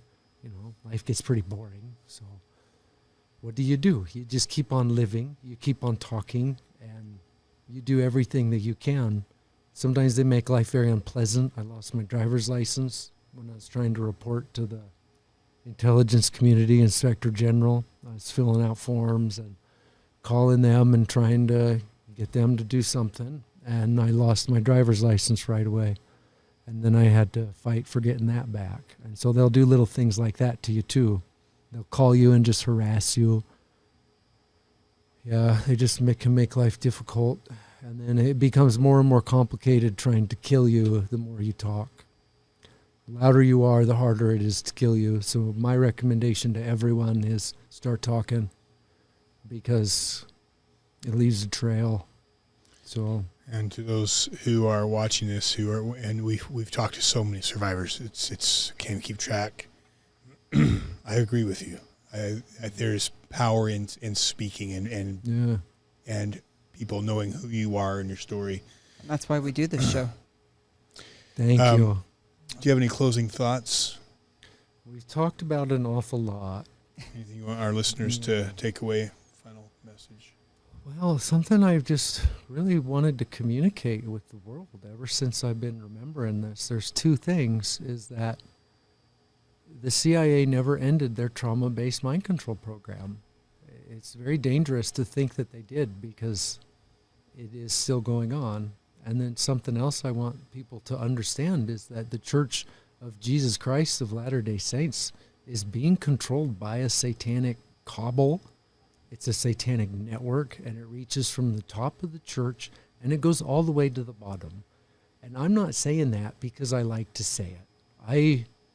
Even before I started to remember this stuff, I said to my wife, maybe we should go to church again. And then I started to remember these things. And I don't have a great spite of the church. It's just the way it is. It's the truth. It's controlled by a satanic cabal. And it's awful, but it is what it is. And the sooner people can understand that, the sooner they can do something about it. So, Thank you. Kate? Go ahead. But it hasn't shaken your faith in God. No, it's stronger. My faith in God is stronger, because God has kept me alive. There are so many times when I should be dead, incidents that occurred where I was dead to rights, and it didn't happen. And the fact that, and we were able to travel across the entire nation, followed by these people, trying to get away, and they keep trying, and I'm still here. And God also gave me the truth. It's uncomfortable. It's something that is so awful, you don't even want it. Yeah. People will talk about being excited to do these kinds of interviews, and for me, it is so painful, and I wish we didn't even have to do it. I wish we were talking about buildings. I could talk to you all day about different siding materials or rebar or flooring, but this is important. And so this is what we need to be discussing. And so, no, it hasn't weakened it. It's strengthened it. I know that God wants me doing this. God wants you doing this. He wants that light to be shined, and he wants the abuse of his children to stop. Yeah. He wants it to end. And until people realize it's happening, it won't stop. It's much like the Nazi concentration camps. People couldn't believe. They just couldn't believe that anyone could be that evil. People can be that evil. Yeah. And so until you know, you can't stop it. So my faith is firmer. Thank you. Kate, any closing thoughts for our audience? I just want to say that I think it's good this truth is getting out, really, for the innocent people that have died and no one has even known or cared, the children. I think it's great that the light is being shined about this stuff. And I think really, this whole experience has taught me God is about the truth and love. It's not really that complicated as we try to make it with religions, maybe. Or, like this, people think they need the church and the hierarchy and I don't think that's true. That's not really maybe what God is all about. So, thank you. Alexia? I have no I don't have any words. I mean, we hear stories like this, the survivors we speak to, and it makes me want to pull away more and more and just pull back from the darkness, because like you, I'd much rather talk about real estate. Definitely be a lot more comfortable doing that. But for whatever reason, this is part of our purpose, and even your journey was part of your purpose for where you are. And every time I want to pull away, or it seems like all of the external factors to me even being here is pulling me away, the more I know that we need to be doing this for stories like this. So I just want to thank you for everything you shared with us today. Kate, for standing by your husband through it. It can't be any easier on you just to hear this and know things that your husband's capable of. And so just thank you, and thank you for sharing it, and thank you to all of our viewers for listening with an open mind and sticking through it. And we'll continue doing this until we get silenced for it, and they will continue. So God bless you. Yeah, thank you. Thanks, baby. Yeah, I want to echo Alexia's sentiments. We thank you for sticking through. These are painful things. This has been a gut-wrenching year for Alexia and I. Things I don't want to be true. I would rather be talking about corruption with Cox and our elections and the simpler days. and Romney and Curtis and the things we used to. But no, it breaks my heart to talk about these things. And I just want to say that we are not. I'm not condemning anybody. This is not a court of law. But we have talked to enough survivors of this just horrific thing that I'm at a place now that, when I've got, I want to give victims and survivors a place to have their voice heard. And what is true is between them and God and reality. And this is for you to decide. We're not here to tell you anything. I don't want to shake people's faith. And quite frankly, I feel the same way right now with where our country's headed. People have their faith in a man, in a president who they think is, going to save this country. And I'm sorry to say I don't believe that. I think the only person coming to save this country and this world is the Savior. And I think right now we are seeing the reign of the Antichrist, and all these people who think that Trump is going to come and I don't know. You're not. It's people. We want to believe. We want to believe in a hero. We want to believe in someone in a white horse to save us, and that's Christ. And our faith has to be rooted in Him and in His gospel and His principles that don't change, not in the arm of flesh. And I am thankful for the church. My life's been greatly blessed. I know great people at every level of the church who are phenomenal people who I love and revere. But I also know that many people who my faith has been shaken, and some people too. So and you could say the same thing about the CIA too. You know, there's the good CIA, people in right, the CIA. right. There's some good great people in the NASA. CIA. For sure, there's some great people in the CIA, but there's obviously a mass level of infiltration in that organization and great evil. So, look, our mission is to get this to you, and at times to encourage people to stand and fight. But knowledge is power, and I just think people need to hear these stories. And so, anyways, thank you guys for your support. Thank you for listening, and God bless you guys. Most filters only strip out contaminants, and they do it poorly. Sentry removes toxins at a deeper level and adds back minerals. 75% of customers feel the difference in just 2 weeks. Install your Sentry Wellness System in just 30 minutes and enjoy water that fuels your life. Learn more at sentryh2o.com.